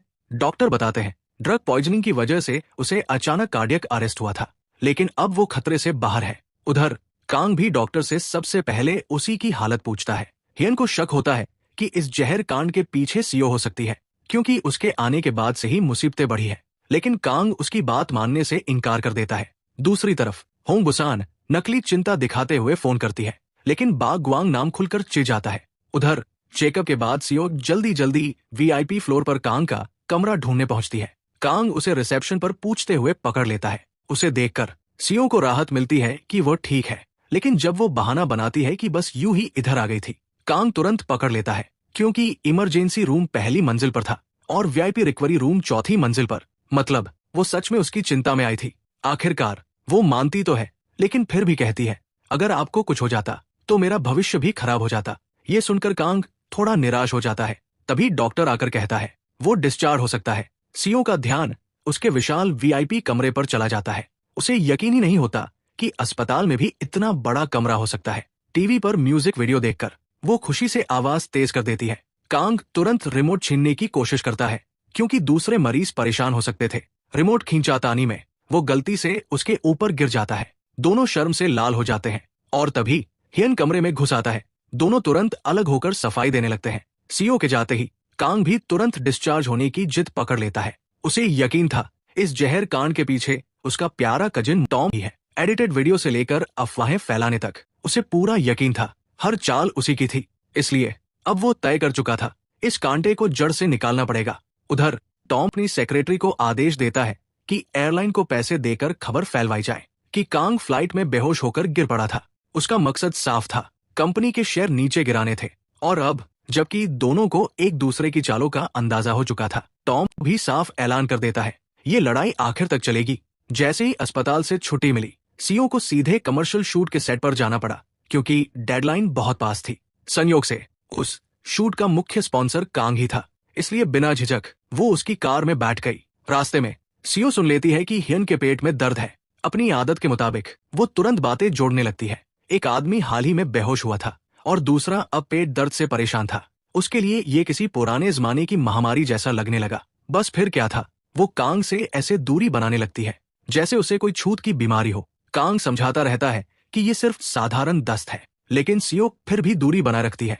वो हियन को सलाह तक दे डालती है, अगर दस्त है तो अमरूद के पत्तों की चाय पीजिए। ये देखकर कांग उसका मजाक उड़ाता है कि वो हमेशा दूसरों के मामलों में नाक घुसाती रहती है। अपनी भलाई की कदर न होते देख सीओ शिकायत करती है कि कांग हर वक्त उसे परेशान करता रहता है। उधर घर पर चेयरमैन नकली होने वाली बहू माही का स्वागत कर रहा था। वहीं उसकी मुलाकात कांग की दो चालाक बुआओं से होती है। दोनों औरतों की नजरें देखकर माही तुरंत मीठी बातें करके उन्हें अपने पक्ष में कर लेती है। रिसोर्ट जाते हुए सीओ को अचानक टॉम की बातें याद आती है और उसे सच समझ आने लगता है। असल निशाना वो नहीं थी, निशाना कांग था। उसे शक होने लगता है कि कांग को जानबूझकर जहर दिया गया था, लेकिन जब वो पूछती है, कांग साफ इनकार कर देता है, क्योंकि वो उसे परेशान नहीं करना चाहता था। दूसरी तरफ हियन बार बार उस नर्स को फोन कर रहा था, लेकिन डर के मारे वो कॉल नहीं उठा रही थी। उसे पता था दवा बदलने का सच एक दिन सामने आ जाएगा, लेकिन टॉम उसे भरोसा देता है, घबराओ मत, मेडिसिन रूम में कोई कैमरा नहीं है। फिर वो उसे ढेर सारे पैसे देकर कुछ समय के लिए विदेश भेज देता है। जब सब लोग जेजू आइलैंड के रिसोर्ट पहुंचते हैं, कांग सीओ को समुद्र दिखाने ले जाता है। समुद्र की विशालता देखकर वो दंग रह जाती है। उसके पुराने समय में इतनी दूर जगहों पर सिर्फ गद्दारों को निर्वासित किया जाता था, लेकिन आज यही जगह लोगों की पसंदीदा हीलिंग डेस्टिनेशन बन चुकी थी। वो गहरी सांस लेती है और किस्मत का शुक्रिया करती है कि उसे इस दौर में जीने का मौका मिला। बाग गुआंग नाम सोशल मीडिया के लिए फोटो खींचने में लगा होता है। तभी उसे पता चलता है कि यून जी हो भी जेजू में है। अपनी आइडल को देखकर वो खुशी से पागल होने लगता है। उधर हियन समुद्र किनारे सीओ और कांग को देखता रहता है, जैसे किसी रोमांटिक फिल्म का सीन चल रहा हो। सीओ बच्चों की तरह समुद्र किनारे खेलती है, नए पत्थर उठाती है, यहाँ तक कि समुद्र का पानी चखकर खुद हैरान हो जाती है कि ये इतना नमकीन क्यों है। और पूरे समय कांग की नजरें उसी पर टिकी रहती है। रात को यून जी हो होटल पहुंचती है और संयोग से सीओ की टीम को देख लेती है। जब वो सीओ को बाग गुआंग नाम से लड़ते हुए देखती है और उसे याद आता है कि उसने पहले उसे किसी सुपरकार वाले आदमी से फूल लेते देखा था, तो वो तुरंत मान बैठती है कि बाग गुआंग नाम ही उसका शुगर डैडी है। लेकिन अगले ही पल बाग गुआंग नाम उसे देखकर फैनबॉय की तरह उछलता हुआ आता है और यून जी हो खुद सोच में पड़ जाती है, कौन सा सीईओ किसी साधारण एक्ट्रेस को देखकर इतना उत्साहित होता है। उधर होंग बुसान पहले ही बता चुकी थी कि अगले दिन के शूट की थीम जेजू आइलैंड की देवी होगी। सीओ को हल्के थोड़े रिवीलिंग कपड़े पहनने होंगे। उसे लगा था सीओ विरोध करेगी, इसलिए उसने समझाया कि ये देवी के कॉन्सेप्ट पर आधारित है। शर्माने जैसी बात नहीं। थोड़ा सोचने के बाद सीओ मान जाती है। उसके लिए बूढ़ी होने पर ये एक खूबसूरत याद बनेगी। अगली सुबह कांग बहुत जल्दी सेट पर पहुंच जाता है। थोड़ी देर बाद सीओ हरे रंग की खुली नेकलाइन वाली ड्रेस में सामने आती है। वो इतनी खूबसूरत लग रही थी जैसे किसी कहानी की परी। कांग की नजरें उससे हटती ही नहीं, लेकिन जैसे ही वो आसपास के मर्दों को उसे घूरते और बातें करते देखता है, उसकी जलन जाग उठती है। वो तुरंत कहता है, कपड़े बदलो, लेकिन अगला आउटफिट उससे भी ज्यादा रिवीलिंग निकलता है। अब तो वो और भड़क जाता है। जो भी ड्रेस दिखाई जाती, वो बस सिर हिलाकर कहता, डिजाइन बहुत खराब है। सीओ गुस्से में सोचती है, इसके दिमाग में सिर्फ गंदी बातें भरी है। यहाँ तक कि होंग बुसान भी परेशान होकर पूछ बैठती है, आखिर दिक्कत क्या है? कांग बहाना बनाता है, मॉडल इतनी ज्यादा ध्यान खींच रही है कि प्रोडक्ट ठीक से दिख ही नहीं रहा। आखिर में वो ऐलान कर देता है, अब से कपड़े मैं चुनूंगा, मेरी मंजूरी के बिना शूट शुरू नहीं होगा। इसी बीच कांग के लोग उस नर्स के घर पहुंचते हैं जिसने दवा बदली थी, लेकिन कोई दरवाजा नहीं खोलता। अंदर नर्स ठंडी फर्श पर मरी पड़ी थी। उसके पीछे टॉम का आदमी खड़ा था, जिसने उसका मुंह हमेशा के लिए बंद कर दिया था। जब टॉम को ये खबर मिलती है, वो खुश हो जाता है। उधर सीओ डिनर पार्टी के लिए तैयार हो रही होती है। तभी एक बूढ़ा आदमी घबराकर उसके पास आता है। वो कहता है उसका पोता कहीं खो गया है और मदद की भीख मांगता है। बाकी सब लोग खाने के लिए इकट्ठा हो रहे थे। बाग ग्वांग नाम बार बार सीओ को फोन करता है, लेकिन संपर्क नहीं हो पाता। तभी पुलिस सायरन की आवाज सुनाई देती है। कांग तुरंत बेचैन हो जाता है। वो होटल की सीसीटीवी फुटेज चेक करता है और पता चलता है कि सीओ उस बूढ़े आदमी के साथ गहरे जंगल में चली गई है। उधर काफी देर तलाश करने के बाद भी कुछ नहीं मिलता और अंधेरा हो चुका था। सीओ को लगने लगता है कुछ गड़बड़ है। आदमी दिखने में 70-80 साल का था, लेकिन खुद को 50 का बता रहा था। उसे शक होने लगता है कि शायद बूढ़े की नीयत खराब है। तभी अचानक उसका पोता सामने आ जाता है। असलियत में वो बूढ़ा होटल का लॉबी मैनेजर था, जिसे अल्जाइमर था। लेकिन दादा पोते के जाने के बाद सीओ खुद अंधेरे जंगल में रास्ता भटक जाती है। चारों तरफ जानवरों जैसी आवाजें गूंजने लगती है। घुप अंधेरा, पुराने डर सब वापस लौट आते हैं। घबराकर वो जमीन पर बैठ जाती है और तभी दूर से एक गर्म रोशनी उसकी तरफ बढ़ती दिखाई देती है। वो कांग की टॉर्च थी। उसे देखकर जैसे कांग को अपनी सबसे कीमती चीज वापस मिल गई हो, वो बिना सोचे उसे कसकर गले लगा लेता है। उसके हाथ की छिली हुई हथेली देखकर वो सचमुच घबरा जाता है और डांटना शुरू कर देता है। वो गुस्से में कहता है, हर वक्त दूसरों के मामलों में पड़कर खुद को खतरे में डालना बंद करो। लेकिन सीओ उसके इस कठोर प्यार को समझ नहीं पाती। उसे लगता है वो उससे नफरत करता है और उसे बोझ समझता है। टूटा हुआ दिल लेकर वो सीधा कह देती है, अब से मैं अपना ख्याल खुद रखूंगी, आपको मेरी चिंता करने की जरूरत नहीं। डिनर पार्टी में लौटने के बाद सब लोग मजे से खाना खा रहे थे, जबकि दोनों एक कोने में चुप बैठे थे। कुछ देर बाद होटल स्टाफ सीओ का शुक्रिया अदा करने आता है। उसने उनके दादा की मदद की थी, इसलिए हर टेबल को एक बोतल वाइन दी जाती है। सब जोर देकर कहते हैं, पहली बोतल वही खोले। भीड़ की खुशियां सुनकर उसका मूड फिर से बेहतर हो जाता है। वो 500 साल पुरानी स्टाइल का खास ड्रिंक बनाकर सबको पिला देती है। पूरी पार्टी के दौरान कांग की नजरें कैमरे की तरह सिर्फ उसी पर टिकी रहती है। खुद को 1000 प्याले पीने वाली समझने वाली सीओ लगातार पीती जाती है, क्योंकि वो दिन भर का दर्द भूलना चाहती थी। पार्टी के बाद कांग उसकी मदद करने आता है, लेकिन नशे में धुत सीओ उस पर ही चिल्लाने लगती है। वो बड़बड़ाते हुए कहती है, मैं पहाड़ पर चढ़कर अपनी जिंदगी रीसेट करना चाहती हूँ, नई किस्मत शुरू करनी है। फिर ड्राइवर होने के इनाम में वो समुद्र किनारे उठाया छोटा पत्थर उसके हाथ में रख देती है, लेकिन कांग उसे तुरंत समुद्र में फेंक देता है और उसकी बातें रोक देता है। फिर वो पूछती है, क्या आपको पहले मुझे डांटने का पछतावा है? कांग बिना सोचे जवाब देता है, बिल्कुल नहीं, 100 मौके भी मिले तब भी तुम्हें डांटूंगा, क्योंकि तुम हमेशा खुद को खतरे में डालती हो। अगर तुम सुरक्षित रहो तो मुझे बुरा इंसान दिखना पड़े या तुम्हारी नाराजगी झेलनी पड़े, मुझे मंजूर है। इतना कहने के बाद वो अचानक कहता है, तुम्हारे पास 3 सेकंड है, भाग जाओ, क्योंकि उसके बाद मैं कुछ खतरनाक करने वाला हूँ। डरकर सीओ एक कदम पीछे हट जाती है। ये देखकर कांग के दिल को चोट पहुंचती है और वो मुड़कर जाने लगता है, लेकिन उसी पल सीओ अचानक उसके कपड़े का किनारा पकड़ लेती है। इतने सारे हादसों के बाद उसे आखिरकार कांग के प्यार को स्वीकार करने की एक वजह मिल जाती है। बस फिर कांग खुद को रोक नहीं पाता। वो उसके घायल हाथ पर हल्का सा किस करता है, उसे अपनी तरफ खींचता है और पूरे दिल से उसे चूम लेता है। अब हमें फिर से पास्ट का सीन दिखाया जाता है। तब प्रिंस सीओ को एक खंजर गिफ्ट देता है और कहता है, तुम मेरी कंपेनियन हो। लेकिन सीओ तुरंत बोल पड़ती है, अगर गिफ्ट देना था तो मिठाई दे देते, इसका मैं क्या करूंगी। उसकी बात सुनकर प्रिंस थोड़ा नाराज हो जाता है, तुम मुझे ही गिफ्ट देने पर लेक्चर दे रही हो, तुम्हें मुझसे डर नहीं लगता? सीओ बिल्कुल शांत होकर जवाब देती है, बिल्कुल नहीं, लोग पता नहीं क्यों आपके बारे में इतनी अफवाहें फैलाते हैं। तब प्रिंस सच बताता है, वो अफवाहें मैंने खुद फैलाई है ताकि लोग मुझसे दूर रहें और मैं सुरक्षित रह सकूं। फिर वो उसके करीब जाकर मुस्कुराते हुए कहता है, लेकिन तुम तो मेरे काफी करीब आ गई हो और तुम्हें मेरे सारे राज भी पता चल गए हैं। अब तुम्हें मार दूं या जाने दूं? इतना कहकर वो हंसता हुआ वहां से चला जाता है। वर्तमान में सीओ उन्हीं पुरानी यादों में खोई हुई थी। ये देखकर कांग को जलन होने लगती है। वो साफ बोल देता है, तुम अपने एक्स बॉयफ्रेंड के बारे में सोच रही हो? मैं बहुत जेलस इंसान हूँ।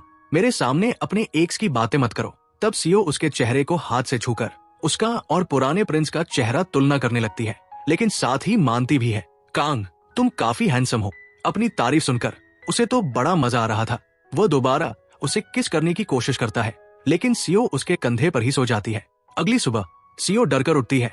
उसे लगता है शायद उसने फिर टाइम ट्रैवल कर लिया है, लेकिन कांग भी वही पास में था। उधर कांग उठकर सोच रहा था, क्या वो मुझे छोड़कर चली गई? उसका फोन भी बंद था। इधर सीओ घबराकर भागने लगती है, क्योंकि वो जगह एक टाइडल आइलैंड थी। रात में पानी बढ़ गया था, जमीन गायब हो चुकी थी और उसे कुछ याद भी नहीं था। कांग उसे और डराते हुए कहता है, ये डेजर्ट आइलैंड है, हम फंस गए हैं, मुझे तैरना भी नहीं आता, अब हमें यही पूरी जिंदगी बितानी पड़ेगी। फिर मुस्कुराकर जोड़ देता है, वैसे भी अब हम साथ हैं, तो तुम मुझे हस्बैंड बुला सकती हो। सीओ को समझ ही नहीं आता ये कैसी बकवास कर रहा है। वो गुस्से में उसे मारने बढ़ती है, लेकिन फिसलने लगती है। कांग तुरंत उसे पकड़ लेता है और उसी पल उसे पिछली रात की बातें याद आने लगती है। तभी कुछ मछुआरे वहां पहुंच जाते हैं और दोनों को अपने साथ ले जाते हैं। अब सीओ समझ जाती है ये पूरा समय उसका बेवकूफ बना रहा था। वो गुस्से में बोलती है, हम दोनों ने ड्रिंक की थी तो मैं खुद को ही बेवकूफ बना सकती हूँ। लेकिन कांग आराम से जवाब देता है, मैंने ड्रिंक ही नहीं थी, मैंने ग्लास बदल दिया था, पानी वाला गिलास लिया था। उनकी बातें सुनकर मछुआरे उन्हें छेड़ने लगते हैं, तुम दोनों ने रात खूब एंजॉय की होगी, जवान हो, रात साथ बिताना कोई बड़ी बात नहीं। सीओ को समझ नहीं आता ये लोग क्या बोल रहे हैं। तब कांग धीरे से कहता है, शायद ये हमें गलत समझ रहे हैं। लेकिन फिर वे लोग सीओ को पहचान लेते हैं, अरे ये तो वही एक्ट्रेस है जो यूट्यूब से फेमस हुई थी। बस फिर सब उसके साथ फोटो खिंचवाने लगते हैं। उधर जिहान को भी पता चल चुका था कि कांग कहाँ है। उसके फोन में ट्रैकर ऐप था। लोकेशन देखकर वो होटल की सीसीटीवी चेक करता है। फुटेज में साफ दिखता है कांग सीओ को अपने साथ ले जा रहा था। लेकिन एक समस्या थी, सबको पता था कांग ने ड्रिंक की थी। अगर ये बात बाहर गई तो ड्रिंक एंड ड्राइव केस बन सकता था। इसलिए जिहान सबको सख्त आदेश देता है, ये बात बाहर नहीं जानी चाहिए। फिर वो खुद उन्हें लेने पहुंचता है और कांग से पूछता है, तुमने ड्रिंक करके ड्राइव कैसे की? कांग बताता है, मैंने ड्रिंक ही नहीं थी, ग्लास बदल लिया था। तभी सीओ ढेर सारा सीफूड लेकर आती है जो औरतों ने उसे गिफ्ट किया था। लेकिन कांग को तुरंत निकलना था। वो उससे कहता है, मैनेजर आता ही होगा, कहीं मत जाना, उसका इंतजार करना। फिर जाते जाते चेतावनी देता है, मुझसे भागने की कोशिश मत करना, तुम्हें पसंद हो या नहीं, अब तुम सिर्फ मेरी हो। दूसरी तरफ टॉम को देखते हैं, उसके फोन वॉलपेपर पर एक बच्चे की फोटो लगी थी। वही ताही ने उससे झूठ बोला था कि उसकी कांग के साथ ब्लाइंड डेट बहुत अच्छी रही। असल में वो कांग से शादी करना चाहती थी, लेकिन टॉम इस शादी के खिलाफ था, क्योंकि ताही भी अमीर परिवार से थी और ये शादी कांग को और ताकतवर बना देती। कांग की आंटियों को भी डर था कहीं ताही उनके खिलाफ जाकर पूरे ग्रुप पर कब्जा ना कर ले। इसलिए एक आंटी उससे दोस्ती बढ़ाने की कोशिश कर रही थी, जबकि जुरान ने फैसला किया अब वो कांग पर नजर रखेगी। न्यूज में मोचांग और चाइल्ड ग्रुप के अलायंस की खबरें चल रही थी। मोचांग ग्रुप की अकेली वारिस ताही थी, इसलिए उसकी और कांग की शादी की चर्चाएं और बढ़ गई थी। जिहान बस यही सोच रहा था, अगर कांग को इन बातों में पड़ना पड़ा तो कंपनी के शेयर भी गिर सकते हैं। लेकिन कांग साफ बोलता है, मेरी पर्सनल लाइफ के फैसले मैं खुद करूंगा। फिर अचानक पूछता है, क्या तुम्हें सीओ एक्ट्रेस दोसम जैसी लगती है? क्योंकि कुछ औरतों ने कहा था उनकी उम्र में वो एक्ट्रेस बिल्कुल सीओ जैसी दिखती थी। सोल पहुंचते ही कांग जिहान को अपने और सीओ के रिश्ते के बारे में बता देता है। उधर सीओ का इंटरव्यू चल रहा था। उससे पूछा जाता है, तुम्हारा सपना क्या है? वो जवाब देती है, मैं उस महान एक्ट्रेस की तरह बनना चाहती हूँ और तीनों बड़े नेटवर्क के टॉप एक्टिंग अवार्ड जीतना चाहती हूँ। उधर जुरान को पता चल चुका था कि कांग और सीओ साथ में आइलैंड गए थे, लेकिन उसे सीओ कोई खास नहीं लग रही थी, इसलिए वो उसकी बिल्डिंग तक पहुंचती है। जांच करने पर पता चलता है सीओ ने छत खरीदी नहीं है, सिर्फ लीज पर ली है। मतलब कांग और उसके बीच कोई बड़ा पैसों वाला लेन देन नहीं हुआ। तब वो वापस चली जाती है। उधर टॉम को खबर मिलती है, कांग ने उस नर्स को पुलिस प्रोटेक्शन दी है जिसे उसने मरवाने की कोशिश की थी। नर्स अभी कोमा में थी, लेकिन कभी भी होश में आ सकती थी और कांग ने उसे अपने भरोसेमंद दोस्त हायन के क्लिनिक में रखा था। इंटरव्यू के बाद सीओ और नाव वापस आते हैं। रिसोर्ट की तरफ से मिले गिफ्ट में मिठाइयां थी, लेकिन उससे भी ज्यादा कीमती थे वो पत्थर जो सीओ बीच से उठाकर लाई थी। वो उन्हें बहुत संभाल कर रखती है। यही पता चलता है उसे पिछली रात की हर बात याद थी, किस भी, और ये भी कि उसने सिर्फ सोने का नाटक किया था ताकि कांग उसे दोबारा किस ना कर सके। उधर कांग अभी भी सोच रहा था। उसने उसका चेहरा पकड़ा, उसकी तारीफ की, फिर वो रात कैसे भूल सकती है। तभी ताही का कॉल आता है। वो डील के बारे में मिलने आना चाहती थी, लेकिन कांग साफ कह देता है, इस बारे में मेरी दादी से बात करो और मेरा नंबर डिलीट कर दो। फिर कॉल काट देता है। उधर जुरान सीओ से मिलने आती है। वो खुद को कांग की आंटी बताती है और दोनों के रिश्ते के बारे में पूछती है। सीओ सीधा जवाब देती है, आप जो भी जानना चाहती है उनसे जाकर पूछिए। अगर आप यहाँ पूछने आई हैं, मतलब आप दोनों के रिश्ते में कुछ ठीक नहीं है। उसकी बातों से जुरान प्रभावित हो जाती है। वो कहती है, तुम्हारे अंदर आदमी को अपने पीछे लगाकर रखने की अच्छी क्वालिटी है। फिर उसे पैसे देती है। सीओ समझती है, शायद कांग से दूर रहने के लिए, इसलिए बोल देती है, हम अलग नहीं हो सकते, हमारे बीच कांटेक्ट हो चुका है। अब जुरान को पूरा यकीन हो जाता है, इनके बीच सच में कुछ है। लेकिन फिर वो और पैसे देती है, इस बार दूर रहने के लिए नहीं, बल्कि कांग से शादी करने के लिए, ताकि ताही खेल से बाहर हो जाए। लेकिन सीओ भड़क जाती है। उसे गुस्सा आता है कि लोग बार बार उसे इस्तेमाल करने की कोशिश करते हैं। वो जुरान को घर से बाहर निकाल देती है। उसके जाते ही ताही सीओ के पास पहुंचती है। अगले दिन कांग सीओ के कमर्शियल की तस्वीरें देख रहा था और हर फोटो को लाइक कर रहा था। उसे इतना खुश देखकर जिहान भी तय कर लेता है, अब वो इन दोनों का साथ देगा। यहाँ तक कि वो कांग को बताता है सीओ का बर्थडे आने वाला है और दोनों उसके लिए सबसे अच्छे गिफ्ट को लेकर बहस करने लगते हैं। उधर ना सीओ के पास मेल लेकर आता है जिसमें उसे बर्थडे विश किया गया था, लेकिन सीओ के दिमाग में सिर्फ कांग चल रहा था। तभी हमें पिछला सीन दिखता है। ताही को उन दोनों के रिश्ते का पता चल चुका था। वो सीओ से कहती है, मैं और कांग शादी करने वाले हैं। मैं तुम्हें उससे ब्रेकअप करने के लिए नहीं कहूंगी, क्योंकि तुम मेरे लिए कोई मायने नहीं रखती। मेरे पास ताकत है, मैं उसे ताज पहना सकती हूँ और तुम बस उसकी मिस्ट्रेस बनकर रह जाओगी। उसकी बातें सीओ के दिल में गहराई तक लग जाती है। उसे पास्ट याद आता है, जब प्रिंस को भी शादी का प्रस्ताव मिला था, तब भी उसे बहुत चोट पहुंची थी। गुस्से में उसने वो खंजर फेंक दिया था। अगर मुझे छोड़कर जाना ही था तो मेरे साथ इतना अच्छा व्यवहार क्यों किया। अब इतिहास जैसे दोबारा खुद को दोहरा रहा था, इसलिए वो फैसला करती है, अब वो इन भावनाओं को खुद पर हावी नहीं होने देगी। फिर वो अपने हिस्टोरिकल शो की शूटिंग करती है। उसकी एक्टिंग इतनी जबरदस्त होती है कि डायरेक्टर और राइटर उसे पूरे सीजन का मेन विलेन बना देते हैं। अब सारी अटेंशन उसी पर थी। इससे जिहा अंदर ही अंदर जल रही थी। रात में कांग सीओ से मिलने आता है। उसका टूटा फूटा अपार्टमेंट देखकर परेशान हो जाता है। अब तुम कोई साधारण एक्ट्रेस नहीं, सेलिब्रिटी हो। यहाँ कोई सिक्योरिटी नहीं है, सामान पैक करो, यहाँ रहोगी तो मुझे चिंता होगी। लेकिन सीओ साफ मना कर देती है, मुझे यही जगह पसंद है और मेरी चिंता करना बंद करो। कांग तुरंत पूछता है, क्या हुआ, सेट पर किसी ने कुछ कहा? बताओ, अभी ठीक करता हूँ। लेकिन सीओ गुस्से में बोलती है, मैं तुम्हें अपने लिए यूज नहीं करना चाहती, मैं अपना ख्याल खुद रख सकती हूँ। मैं तुम्हारे लिए सिर्फ बोझ हूँ, क्योंकि बदले में तुम्हें कुछ दे नहीं सकती। असल में वो किसी को अपने करीब आने से रोक रही थी ताकि दोबारा टूटना ना पड़े। लेकिन उसकी बातें सुनकर कांग को ऐसा लगा जैसे उसे फिर से रिजेक्ट कर दिया गया हो। तभी उसकी नजर उन पत्थरों पर पड़ती है जो सीओ बीच से लाई थी। वो पूछता है, इन्हें इतना संभाल कर क्यों रखा है? सीओ जवाब देती है, ये मेरी यादें हैं, और यही बात उसने नशे में आइलैंड पर भी कही थी। तभी कांग समझ जाता है, उसे सब याद है, वो बस भूलने का नाटक कर रही थी। सीओ मान भी लेती है, हाँ मैंने झूठ बोला, लेकिन मुझे किसी आदमी की जरूरत नहीं है और वो आदमी तुम कभी नहीं हो सकते। उधर टॉम के हाथ जीजू की सीसीटीवी फुटेज लग जाती है। उसे पता चलता है कांग ने ड्रिंक की ही नहीं थी, लेकिन उसे फर्क नहीं पड़ता। अब वो इस खबर से नया स्कैंडल बनाएगा। और ठीक डायनेस्टी लॉन्च के एक हफ्ते बाद फिर डायनेस्टी लॉन्च होता है। मॉडल सीओ थी और लॉन्च जबरदस्त हिट हो जाता है। हर तरफ उसके पोस्टर लगे हुए थे। इसी बीच सीओ का बर्थडे भी आ जाता है। उधर दादी माँ अचानक सामान लेते समय बेहोश हो जाती है। ये सुनते ही सीओ भागकर उनके पास पहुंचती है। दूसरी तरफ ड्रिंक एंड ड्राइव स्कैंडल बाहर आ चुका था। मीडिया कांग का नाम एक हिट एंड रन केस से जोड़ रही थी। कंपनी के शेयर गिरने लगे थे। दादाजी गुस्से में थे। जिहान चाहता था सीओ सामने आकर सच बताए, लेकिन कांग मना कर देता है। वो सीओ को मीडिया से बचाकर रखना चाहता था।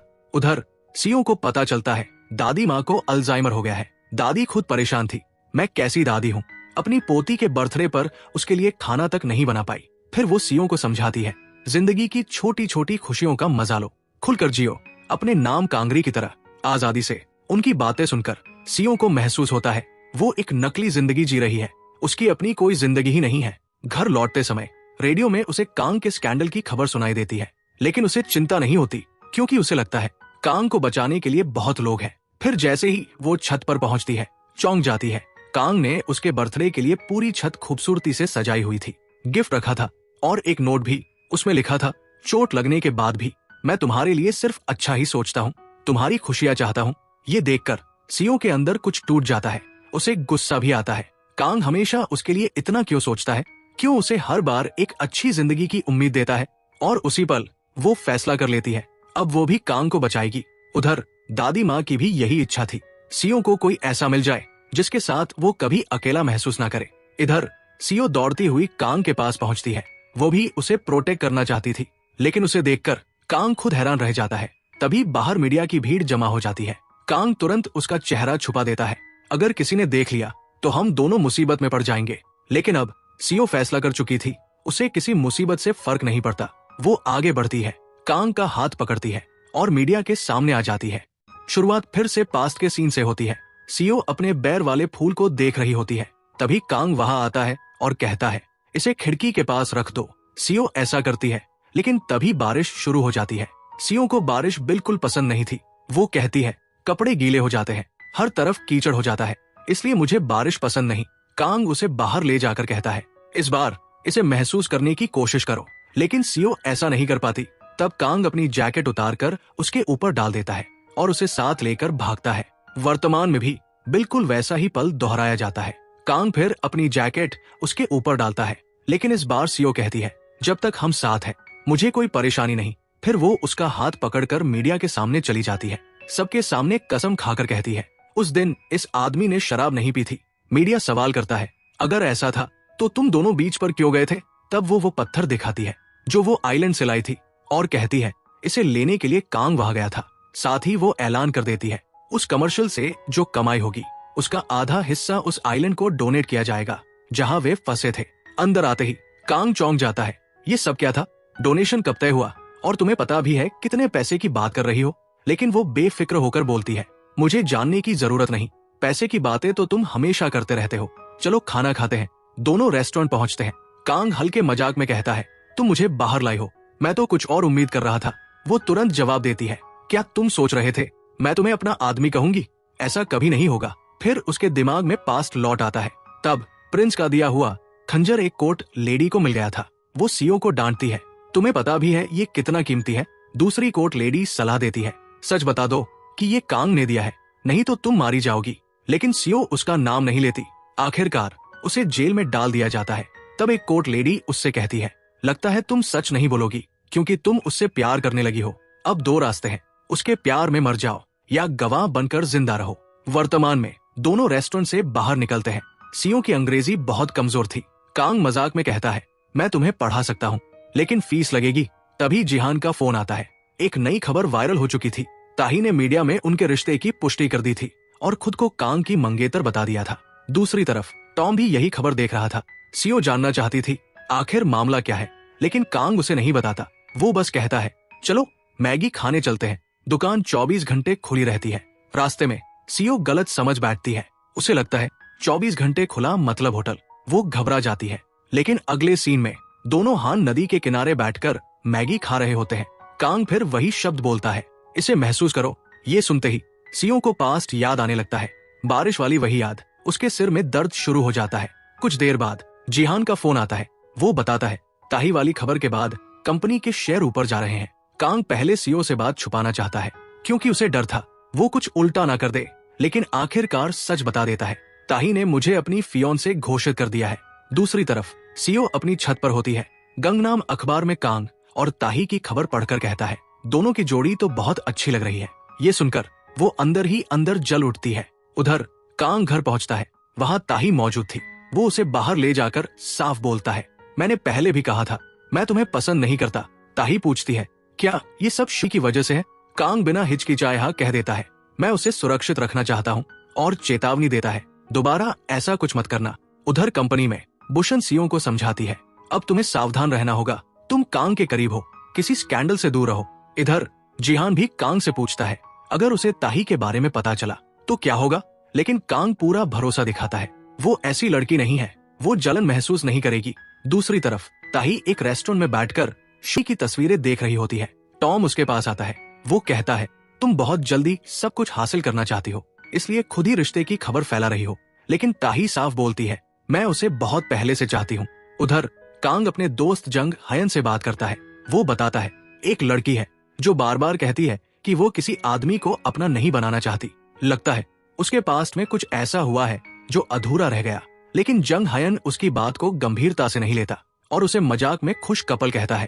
दूसरी तरफ सीओ अपनी शमन जंगे के साथ उसकी पहली गुरु के पास जाती है। जंगे बताती है, उस औरत ने उसे ठगा था, उसके पैसे लूटे थे। सीओ वहां पहुंचकर उसका नकली रिचुअल देखती है और सबके सामने उसे ठग बोल देती है। औरत अपने लोगों को बुलाकर दोनों को बाहर निकलवा देती है। उधर सीओ की दोस्त जियो उसे नए रूमर्स के बारे में बताती है, जबकि को कुछ पता ही नहीं था। कांग जिहान से पूछता है, ये अफवाहें किसने फैलाई, और उसे पता चल जाता है इसके पीछे ताही और मोचांग ग्रुप है। दूसरी तरफ मीडिया वाले सीओ की फोटो लेने लगते हैं, लेकिन वो उन्हें पकड़कर डांट देती है, यहाँ तक कि मार भी देती है। फिर कांग ताही से मिलने जाता है। वो पूछता है, तुम सीओ के साथ ये सब क्यों कर रही हो? ताही कहती है, एक वीकेंड इवेंट है, मैं चाहती हूँ तुम वहाँ मेरे मंगेतर बनकर चलो। लेकिन कांग साफ मना कर देता है। तभी उसे खबर मिलती है, जिस नकली शमन के पास सीओ गई थी वहाँ ड्रग्स निकले हैं। असल में सीओ ने मीडिया वालों से बात करके पूरा मामला एक्सपोज कर दिया था और इसी वजह से वो फिर से वायरल हो जाती है। कांग ये देखकर खुश हो जाता है और ताही से कहता है, हम दोनों कभी साथ नहीं हो सकते। सीओ अपनी छत पर बैठकर अपने बारे में आए पॉजिटिव कमेंट्स पढ़ रही थी। तभी एक आदमी आता है। वो दादी की तस्वीरें दिखाकर कहता है, टॉम बाहर इंतजार कर रहा है। टॉम उससे कहता है, ताही तुमसे तेज निकली। वो कांग के करीब जा रही है। मैं चाहता हूँ तुम ऐसा होने मत दो, उन दोनों का ब्रेकअप करवाओ, कोई स्कैंडल कर दो, उसे होटल ले जाओ, फुटेज वायरल कर दो। मैंने वादा किया था, तुम्हारी और तुम्हारी दादी की देखभाल करूंगा। तुम्हारे पास 2 हफ्ते हैं। ये सुनकर सीओ को जोसोन युग की जेल याद आती है। तब किंग टॉम उससे मिलने आया था। वो कह रहा था, तुमने अच्छा काम किया, मेरे भाई के करीब पहुंच गई। अब तुम्हें उसके खिलाफ गवाही देनी है। हम कोई भी कहानी बना देंगे। मेरे भाई का मरना तय है। वर्तमान में सीओ छत पर लौटती है। कांग उसका इंतजार कर रहा था। वो इधर उधर की बातें करने लगती है, लेकिन कांग उसका हाथ पकड़कर धीरे से कहता है, तुम मेरे लिए खास हो, बस अपने दिल की सुनो, ताकि मैं भी तुम्हारे लिए खास बन सकूं। रात में कांग को फिर जोसोन युग के सपने आने लगते हैं। एक नौकरानी कुएं में कूदकर मर गई थी और पूरा इल्जाम उसके सिर पर डाल दिया गया था। वो चिल्लाता है, मैंने कुछ नहीं किया। लेकिन टॉम उसके कान में कहता है, अगर सीओ को बचाना चाहते हो तो सब मान लो। फिर कई नौकरानियां उसके खिलाफ बयान देती है और आखिर में सीओ भी सामने आती है। वो कहती है, इसने मुझे अपने क्वार्टर में रखा, मेरे साथ जबरदस्ती की और वही खंजर सबूत के तौर पर दे देती है। वर्तमान में कांग डरकर नींद से जाग जाता है। उसे पुरानी यादें लगातार परेशान कर रही थी। अगले दिन सीओ फोटोशूट पर पहुंचती है। वहां ताही पहले से मौजूद थी। वो ताना मारती है, तुम यहाँ क्या कर रही हो? सीओ पलटकर बोलती है, ये मेरा काम है, बिना बुलाया मेहमान तो तुम हो। ताही साफ कहती है, कांग मेरा आदमी है, उससे दूर रहो। सीओ तुरंत जवाब देती है, किसने कहा? उसने, तो फिर मुझे खुद उससे सुनने दो। उसी समय कांग अपनी कार लेकर पहुंचता है। वो सीओ को अंदर बैठाता है। कुछ देर तक बस उसे देखता रहता है। फिर अचानक पूछता है, तुम हो कौन? सीओ हैरान रह जाती है, क्या तुम नशे में हो? कैसी बातें कर रहे हो?